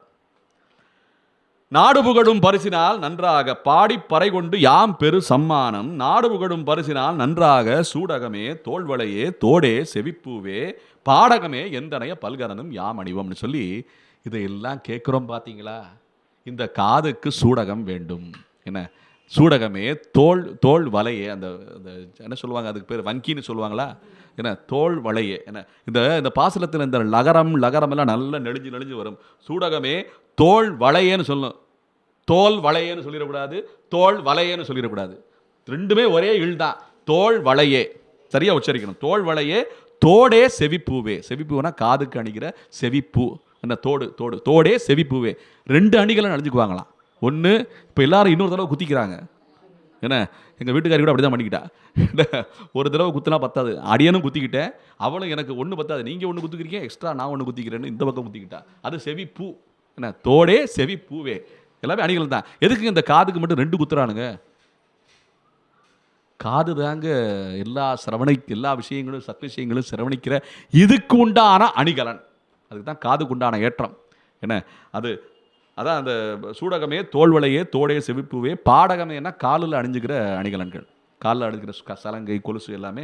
பாடகமே என்றனைய பல்கலனும் யாம் அணிவோம். ஆடை உடுப்போம், நல்ல புத்தாடை அணிஞ்சுக்குவோம். அதன் பின்னே பார்ச்சோறு அக்காரா வடிசல், என்ன மூட நெய் பெய்து முழங்கை வழிவார கூடியிருந்து குளிர்ந்தேலம். முதல்ல கூடாரை வெல்லணும், அப்பதான் கூடி இருக்கணும். நம்ம கூடாரை வெல்லாமல் வெறும் கூடி மட்டும் இருந்துட்டு இருந்தோம்னா சரிப்படாது அப்படிங்கிற ஆண்டாள் உணர்த்துறான் நமக்கு. ஆகையால் இந்த பாசுரத்தில் இந்த விரதம் எல்லாம் முடித்து நல்ல அனுபவமாக என்ன கிடைக்கிற பிரசாதங்களை எல்லாம் வச்சு நம்ம அனுபவிச்சுக்கிட்டு அடுத்த பாசுரத்துக்கு போகிறோம். முக்கியமான பாசுரம் 28வது பாசுரம். கறவைகள் பின் சென்று காணம் சேர்ந்துண்போம், அறிவொன்றுமில்லாத ஆய்க்குலத்து உந்தன்னை பிறவு பெருந்தன்னை புண்ணியம் யாமுடையோம் குறையொன்றுமில்லாத கோவிந்தா உந்தன்னோடு உறவேல் நமக்கு இங்கு ஒழிக்க ஒழியாது. அறியாத பிள்ளைகளோம் அன்பினால் உந்தன்னை சிறுபேரடைத்தனவும் சீறி அருளாதே. இறைவா நீதாராய் பறையேலோரம் பாவாய் ஆண்டாள் வேண்டுகிறாள். இப்போ இந்த வேண்டுதலே எவ்வளவு முறைப்படி கொண்டு வர்றா பாருங்க ஆண்டாள். நம்ம சட்டுன்னு போய் ஆண்டவன்ட கை கூப்பி அப்படியே வணங்கிட்டு அவ்வளோதான் அப்படின்னு வந்துடுவான். என்ன இவ இருந்து அங்கே காத்து இத்தனை பேருக்கும் சேர்த்து சேர்த்துக்கிட்டு வேண்டுறா ஆண்டாள். எப்படி ஒரு பிரார்த்தனை பார்த்தீங்களா? அதான் சொல்கிறான், கறவைகள் பின் சென்று கானம் சேர்ந்து உண்போம் அப்படின்னு சொல்றதுக்கு பல அர்த்தங்கள் இருக்கிறது. இன்னைக்கு பசு இல்லாமல் இந்த பாசரமே ஆண்டாளே கிடையாது. எத்தனை பசுவை போச்சுரா பார்த்துங்க. கற்று கறவை கணங்கள் பல அப்படின்னு சொல்கிறா. வாங்க குடம் நிறைக்கும் வள்ளல் பசுக்கள்னு சொல்கிறா. அதே போல் இந்த பாசனம் இந்த பிரார்த்தனை எல்லாம் முடிஞ்ச பிறகு மறுபடியும் பசுவை அழைச்சிட்டு வந்துட்டாங்க ஆண்டாள். பசுவை நிறுத்திட்ட ஆண்டாள் என்ன சொல்கிறா? கறவைகள் பின் சென்று கானம் சேர்ந்துன்போம் அப்படின்னு சொல்கிறா. கறவைகள்னா கறவை மாடு. அதுக்கு பின்னால் போய் காட்டுக்கெல்லாம் போய் நம்ம பிரசாதங்கள் எல்லாம் வாங்கின இந்த கூடாரை வள்ளி பாசுரத்தில் வாங்கின பிரசாதங்கள் எல்லாம் அட்டுப்புவி சோறு, பருப்பு சாதம், இனிப்பு, காரம், பலகாரம் எல்லாத்தையும் வச்சுக்கிட்டு கானகம் சேர்ந்துருப்போம்னா காட்டுக்கு போய் வயல்வெளிக்கு போய் உட்காந்து சுகமாக அனுபவிக்கலாம் அப்படின்னு சொல்கிற ஆண்டாள். கானம் என்ன? கானகம்னு அர்த்தம், காடு வயக்காடுன்னு அர்த்தம். நம்ம பொங்கல் திருவிழா வரப்போகுது. என்ன பசுமாடுகளை போற்ற போகிறோம், வயல்வெளியை போற்ற போகிறோம், கதிரவனை போற்ற போகிறோம். எல்லா போற்றுதலுக்கும் மார்கழி மாதத்தில் இந்த பாசுரத்தை வச்சுருக்கா ஆண்டாள். என்ன எல்லாம் பொங்கல், தைப்பொங்கல், அப்புறம் மாட்டுப்பொங்கல், அப்புறம் விவசாயத்துக்கு அந்த விளைச்சலுக்கு உண்டான அந்த விவசாயிகளுக்கு நாம் செலுத்தக்கூடிய நன்றியாக இருக்கின்ற அந்த பொங்கல் எல்லாத்தையும் சேர்த்து ஆண்டாள் இந்த பாசுரத்தில் வச்சிருக்கா. கற்று கறவை கணங்கள், அதாவது கறவைகள் பின் சென்று கானம் சேர்ந்துன்போம், அறிவொன்றுமில்லாத ஆய்க்குலத்து உந்தன்னை பிறவி பெருந்தன்னை புண்ணியம் யாமுடையோம் என்று போற்றுறான் ஆண்டாள். அறிவொன்றும் இல்லாத ஆய்க்குலத்துன்னா ஆய்க்குல மக்களுக்கு கொஞ்சம் அறிவு கம்மின்னு சொல்கிறாங்க. இது ஆண்டாள் பாடி வச்சிருக்கா. என்ன காரணம் தெரியுமா? வாழ்க்கையை எல்லா விஷயத்திலையும் திருப்தி அடைந்த மக்கள்ன்றாங்க. வணிகத்திலையும் சரி, தனத்திலையும் சரி, என்ன போக விஷயங்கள்லையும் சரி, நிறைய திருப்தி அடைஞ்சிருப்பாங்களாம். அப்படி இருக்கும்போது யாருக்கு விஷயங்களை கொடுக்கணும், யாருக்கு தானம் செய்யணும், செய்யக்கூடாதுன்ற அந்த இது கூட தெரியாதான். சர்வ சாதாரணமாக நல்ல விஷயங்களெல்லாம் தர்ம காரியங்களெல்லாம் ஈடுபடுவாங்களாம் அவங்க. அந்த அளவுக்கு அந்த வித்தியாசம் அறியாமல் அவங்கெல்லாம் யதார்த்தமாக இருப்பாங்களாம். நல்ல மக்கள்னு போற்றுவது போல அறிவொன்றும் இல்லாத ஆய்க்குலத்து உந்தன்னை பிறவி பெருந்தன்னை புண்ணியம் யாமுடையோம். அப்பேற்பட்ட இந்த குலத்தை ஏற்றி விடுவதற்காக யாதவ உலகத்திலே வந்து பிறந்த நீதான் எங்களுக்கு புண்ணியம். அந்த புண்ணியத்தை யாம் உடையோம் அப்படின்னு சொல்றார். புண்ணியம் என்ன நமக்கு கிடைக்கக்கூடிய விஷயங்களிலேயே ரொம்ப உயர்ந்த விஷயம் என்ன புண்ணியம்னு சொல்லுவாங்க. அப்படி அந்த மங்களமான விஷயம், மங்களானாம் மங்களம் அப்படின்னு சொல்லி நம்ம விஷ்ணு சஹஸ்ரநாமத்திலே வருது. அது என்ன சொல்லுவாங்க? மங்களம் மங்களானாம் அப்படின்னு வருது. அப்படின்னா மங்களத்திலேயே மங்களமானதுன்னு அர்த்தம். அப்படி இருக்கும்போது இந்த பகவான் தான் புண்ணியம்னு சொல்லி ஆண்டாள் போற்றுகிறார். அவனே நமக்கு நீ தான் புண்ணியம் சொல்ற. அப்ப பிறவி பெருந்தன்னை புண்ணியம், இந்த பிறவி பலன் நமக்கு கிடைத்து விட்டது. பிறவி பெருந்தன்னை புண்ணியம் யாமுடையோம் குறைவொன்றும் இல்லாத கோவிந்தா அப்படின்னு சொல்றான். தோஷமற்றவன் குறையற்றவன் அவன் தான் வைகுண்டன். குண்டம்னா பள்ளம்னு அர்த்தம். விகுண்ட அப்படின்னா பள்ளம் இல்லாதன்னு அர்த்தம். ஏதாவது ஒரு சின்ன ஒரு செம்பு கொண்டுடுறான், இல்லை ஒரு பானையை கொண்டுடுறான், வெண்கல பானையை கொண்டுடுறான். அந்த பானையில் சொட்டை இருந்தால் நம்ம என்ன சொல்லுவோம்? அது சரியில்லை, அந்த பள்ளம் இருக்குது, அந்த சொட்டை இருக்குது, அது சரியில்லை, அது தோஷம் விட்டதுன்னு சொல்லுவோம். ஏன்னா ஆகையாலே இந்த பள்ளங்கள் தான் தோஷங்கள்னு சொல்லலாம். சீராக இல்லாமல் இருக்கிறது எல்லாமே தோஷங்களுடையது. அப்போ விகுண்டங்களுக்கு அர்த்தம் என்ன? இந்த பள்ளமே இல்லாத தோஷமே அற்ற ஒரு தேசம்தான் வைகுண்டம். குண்டம்னா தோஷம், விகுண்ட என்ன தோஷமற்றன்னு அர்த்தம். அதான் அந்த வார்த்தையின் பொருள். அவன்தான் வைகுண்டன், அவன்தான் குறையொன்றும் இல்லாத கோவிந்தன் என்று சொல்லப்படுகிறான். அந்த குறையொன்றும் இல்லாத கோவிந்தா உந்தன்னை என்ன பாடி, அதாவது குறைவொன்றும் இல்லாத கோவிந்தா உந்தன்னோடு உறவேல் நமக்கிங்கு ஒழிக்க ஒழியாது. அப்படின்னா என்ன அர்த்தம்? அப்படின்னா என்ன அர்த்தங்க? ஆண்டவனை விட்டு நாம் தனியாக இருக்கோம் நினச்சிக்கிட்டு இருக்கோம். அது கிடையாது. ஆண்டவனை விட்டு பிரியவே முடியாது, நமக்கிங்கு ஒழிக்க ஒழியாதுன்னு சொல்லி உறுதிமொழி அளிச்சிருக்கா ஆண்டாள். இதுதான் வேத வாக்கியம், இதுதான் வேதத்தின் வித்து. நாராயணன் 5 நிலைகள் இருக்கான். 1 பரம், அப்புறம் வியூகம், அப்புறம் விபவம். அவதாரங்கள் எடுத்தது விபவம்னு சொல்லுவாங்க. விபவம்னா அவதாரங்கள். கிருஷ்ண ராம பலராம அப்படின்னு சொல்லி கல்கி அவதாரம் வரப்போகுது. ஏன்னா மத்ஸ்ய கூர்ம வராகன்னு சொல்லி பல விபவ அவதாரங்கள் இருக்கின்றன. ஏன்னா அதுதான் விபவம். வைபவம்னு சொல்லுவாங்க. வைபவம் அதான் விபவம். அப்புறம் என்ன இருக்கா? அர்ச்சாமூர்த்தியாக கோவில்களிலே இருந்து கொண்டு வருகிறான். கல்லாகவும் கட்டையாகவும் இருந்து கொண்டு நமக்கு அருள் பாலித்து வருகிறான். அவன் அர்ச்சா, அது அர்ச்சா. அதுக்கு அடுத்து வர்றது தான் அந்தர்யாமி. அந்தர்யாமி நாராயணன். ஒவ்வொரு உயிர் பிரியும் போது, பிரிந்த பிறகு அந்த பிரேதத்தை வைத்துக்கொண்டு நமக்கு செய்யப்படுகின்ற கர்மாக்கள் அனைத்துமே அந்த அந்தர்யாமியாக இருக்கின்ற நாராயணனை சாட்சியாக வைத்துக்கொண்டுதான் அந்த ஆத்மாவுக்கு செய்யப்படுகிறது. நல்லா புரிஞ்சுக்கணும். உனக்குள்ளேயே அவன் உட்கார்ந்துருக்கான். அவன் எங்கேயுமே இல்லாத இடமே கிடையாது. அவன் இல்லாத இடமே இல்லை என்ன அப்படின்னு சொல்றது போல அது வேத வாக்கியம். அது வேதத்தில் இல்லாது கிடையாது, அது வேதத்தில் இருக்கு. ஏன்னா அவன் இல்லாத இடமே கிடையாதுன்னு சொல்லுவது போல சித்து அச்சித்து இரண்டிலுமே கலந்து இரண்டர கலந்து இருக்கிறான். அப்படி இருக்கும்போது இந்த அந்தராத்மாவை உணர்த்தும் விஷயமாகத்தான் இந்த பாசுரத்திலே ஆண்டாள் போற்றுகிறாள். என்ன? அறிவொன்றும் இல்லாத ஆய்க்குலத்து உந்தன்னை பிறவி பெருந்தனை புண்ணியம் யாமுடைவோம் குறையொன்றும் இல்லாத கோவிந்தான்னு சொல்லி கடைசி சொல்றா, நமக்கு உறவேல் இங்கு ஒழிக்க ஒழியாதுன்னு சொல்றா. அந்த உறவு, அந்த அந்தர்யாமியாக இருக்கிற நாராயணனை நம்ம என்னதான் குசும்பு பண்ணாலும், என்னதான் கலாட்டா பண்ணாலும் அவன் நம்மளை விட்டு போக மாட்டான். அந்த உறவு நமக்கு எப்போவுமே இருக்கிறது. அந்த உறவை நாம் உணர்வது தான் இந்த பாடங்கள் எல்லாமே. இந்த ஆண்டாள் உணர்த்துகின்ற பாசங்கள். சிறுபேர் அடைத்தனவும் சீறி அழுகாதே அப்படின்னு சொல்லும்போது ஆண்டாள் பூமி பிராட்டி சொல்கிறா, எத்தனை தடவை உன்னை நாம் வஞ்சிருக்கோம், திட்டிருக்கோம், ஏன்னா நம்ம உரிமையோடு உனக்கு வாடா போடான்னு கண்ணான்னு சொல்லியிருக்கோம். அந்த சிறுபேரை எல்லாம் நீ நினைக்காதே, இறைவா நீதாராய் பறை அப்படின்னு சொல்லி ஆண்டாள் வேண்டுறா. அடுத்த பாசுரத்தில் முக்கியமான பாசுரம். சுவாமி நிறைவு பண்ணிடலாமா? அவ்வளோதான். ஆமாம், நேரம் ஆயிடுச்சு. கொஞ்சம் பொறுத்துக்குங்க. ஒன்றும் பிரச்சனை இல்லையே. அவசர அலுவல் எதுவும் கிடையாதுல்ல. இன்றைக்கி பௌர்ணமி நல்ல நாள். என்ன நம்ம இந்த பாசுரத்தில் நிறைவு செய்கிறது ரொம்ப மகிழ்ச்சியான விஷயம். அடியன் தாசன். இப்போ இந்த பாசுரத்தில் இப்போ முக்கியமாக ஆண்டவர் என்ன சொல்கிறா, ஆரம்பத்தில் என்ன மார்கழி திங்கள் மதி நிறைந்த நன்னாள்னு சொல்லி அதிகாலையில் எல்லாரும் எழுப்பிக்கிட்டே வந்தா. என்ன அந்த அதிகாலை பொழுதுல தான் இப்போவும் இருக்க ஆண்டாள். நம்ம 10 மணி 11 மணின்னு சொல்லிக்கிட்டு இருக்கோம். என்ன அதுக்கெல்லாம் போகலை. இந்த 4:30 to 6ங்கிற இந்த மாதத்தில், இந்த மார்கழி மாதத்தில் தான் இருக்கா ஆண்டாள் இன்னும். என்ன இந்த உஷத்காலமாக தேவர்களின் காலத்தில் தான் இருக்கா. அதனால இன்னைக்கும் இன்னும் இந்த 7 மணிலாம் ஆகலப்பா, இன்னும் அதிகாலையில் தான் இருக்கும்னு சொல்லுது போல, சித்தஞ்சிறுகாலே வந்துன்னை சேவித்து உன் பொற்றாமரையடியே போற்றும் பொருள் கேளாய், பெற்றம் மேத்துண்ணும் குலத்தினில் பிறந்து நீ குற்றேவலங்களை கொள்ளாமல் போகாது, இற்றை பறை கொள்வான் அன்றுகான் கோவிந்தா, எற்றைக்கும் ஏழேழ் பிறவிக்கும் உந்தன்னோடு உற்றோமேயாவோம், உனக்கே நாமாட் செய்வோம், மற்றை நம் காமங்கள் மாற்று ஏலோரம்பாவாய்.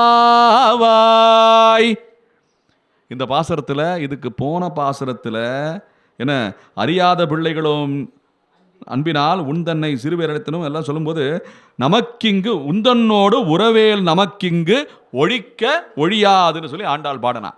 அந்த உறவு நம்மளால் ஒழிக்க முடியாது அப்படின்னு சொல்லி பாடிட்டா. இப்போ அந்த உறவு ஒழிக்க முடியாதுன்னா அந்த உறவு என்னன்னு நாம தெரிஞ்சுக்கணும் இல்லை. அதைத்தான் ஆண்டாள் இந்த பாசுரத்தில் உணர்த்துறா. சிற்றஞ்சிறுகாலே வந்துன்னை சேவித்து உன் பொற்றாமரை அடியே போற்றும் பொருள்களாய், பெற்றம் மேய்த்துண்ணும் குலத்தில் பிறந்து நீ. அதுனா என்னங்க அர்த்தம்? பெற்றம் மேய்த்துண்ணும் குலத்தில் அப்படின்னா என்ன அர்த்தம்னா, ஆடு மாடு எருமை கோழி என்ன இது எல்லாமே பெற்றம். இது எல்லாமே பெற்றம். நாய் கூட சேர்த்துக்கலாம் நம்ம. என்ன இது எல்லாமே கால்நடைகள் இருக்குது பார்த்தீங்களா. விவசாயத்துக்கு உதவி செய்கின்ற அனைத்து கால்நடைகளும் அனைத்து ஜீவராசிகளும் என்ன பெற்றம்னு தான் பேர். அதுக்கு பேர், அந்த பெற்றம்ங்கிற பேர் பசுமாட்டுக்கு பிரதானமாக கூறப்படுகிறது. அதான் பெற்றம்னு சொல்கிறாங்க. நம்ம பெற்ற குழந்தையை போலே இருப்பது பெற்றம் என்று பொருள். நம்ம பெற்ற குழந்தையை போலே, அதுவும் ஒரு குடும்பத்தில் ஒரு வாசிங்க, ஒரு ஜீவராசிங்க. அது இன்னைக்கு பெற்றவங்கிற வார்த்தை எப்படி தெரியுமா இருக்கு? நம்ம ஆங்கிலத்தில் பார்க்கலாம். அதை என்ன பெட் அனிமல்னு சொல்லுவாங்க. அந்த பெட்டு என்ன இதை விட்டுட்டான். பெற்றம், அதான் பெற்றம். அந்த பெற்றம் என்ன அந்த பெற்றத்தை ஓட்டி அதெல்லாம் நம்ம அப்படியே ஓட்டிக்கிட்டு போய் பெற்றம் மேய்த்து உண்ணும் குலத்தில் பிறந்து அப்படின்னு சொல்கிறான். அதான் பசுமாடுகளை மேய்க்கின்ற அந்த குலத்தில், யாதவ குலத்தில் பிறந்து அப்படின்னு சொல்லி ஆண்டாள் போட்டுற அந்த பாசுரத்தில். இது முக்கியமாக நான் தெரிஞ்சுக்க வேண்டியது, இன்றைக்கி எதை வளர்க்கணும் எதை வளர்க்கக்கூடாதுன்னு புரிஞ்சுக்கணும். இன்றைக்கி நமக்கு இந்த வேலியில் போகிற ஓனான வேட்டியில் விட்டுக்கிட்டோம்னு சொல்கிறோம்ல, அது ஒரு ஓனான் 2 ஓனான் கிடையாது, பல வகையான ஓனான்களை வேட்டியில் விட்டுக்கிட்டே இருக்கோம். அதில் படுற அவஸ்தை தான் ஏராளம். இன்றைக்கி பசுவை வளங்க, வீட்டில் வச்சு வளங்க, கொல்லையில் வச்சு வளங்க, அப்படி மங்களம்னு சொன்ன காலம் ஒன்று. இன்றைக்கி என்ன பண்ணிட்டான், இந்த பெற்றத்தை பெட் அனிமல்னால் ஒரே ஒரு அனிமல் தான் இன்றைக்கி. என்ன தெரியுமா? அது நாய்க்குட்டி. அதுவும் நம்ம ஊர் நாயை வளர்க்க மாட்டேங்கிறான். நம்ம ஊர் நாய் பூரா தெருவை அப்படியே கத்திக்கிட்டு தெருவில் வெறி நாயாக அறிஞ்சிக்கிட்டு இருக்கு. என்ன பார்த்தாலே ஒதுக்குப்புறமாக ஏதாவது ஒரு வீட்டுக்கு போகணும்னு நினச்சா போகிறதுக்கே பயமாக இருக்குது. ஏன்னா 10 நாய்கள் அப்படியே பாஞ்சு வருது. என்ன இந்த கிராம சிங்கம்னு சொல்லுவாங்க தெரியுமா? அது என்ன தெரியுமா? கிராம சிங்கம்ங்கிறது நாய்கள் தான். அது காவலுக்காகலே தெருவில் அப்படியே உட்காந்துருக்குமா, திரிஞ்சுக்கிட்டு இருக்குமா. யாராவது கள்ளர்கள் வந்தால் கடிச்சு கொதறிடும். அப்படி வீட்டுக்கு வெளியில் மட்டும்தான் இந்த கிராம சிங்கமான நாய் இருக்க வேண்டும். அதுக்கு உண்டான இடம் அதான். என்னதான் நம்ம வீட்டுக்கு நடுவில் வச்சு குளிப்பாட்டுனாலும் என்ன நாய் தான். இப்படி வழக்கம் வருதுதா இல்லையா? இன்னைக்கு என்ன பண்ணி விட்டாங்க, பூரா படுக்கிற வரைக்கும் வச்சுக்கிட்டு படுக்கையில் மனைவி மக்களோட தூங்குறானோ இல்லையோ இதோட படுத்துக்கிட்டு இருக்கான். அதுவும் நம்ம ஊர் நாய் கிடையாது, பூரா ஜெர்மன், என்ன பூரா அமெரிக்கா, எங்கெங்கிருந்தெல்லாம் இறக்குமதி பண்ணிக்கிட்டு இருக்கான். நம்ம ஊர் நாய் கூட தெருவை மேய்ஞ்சிக்கிட்டு இருக்கு, தெருவில் சுற்றிக்கிட்டு இருக்கு.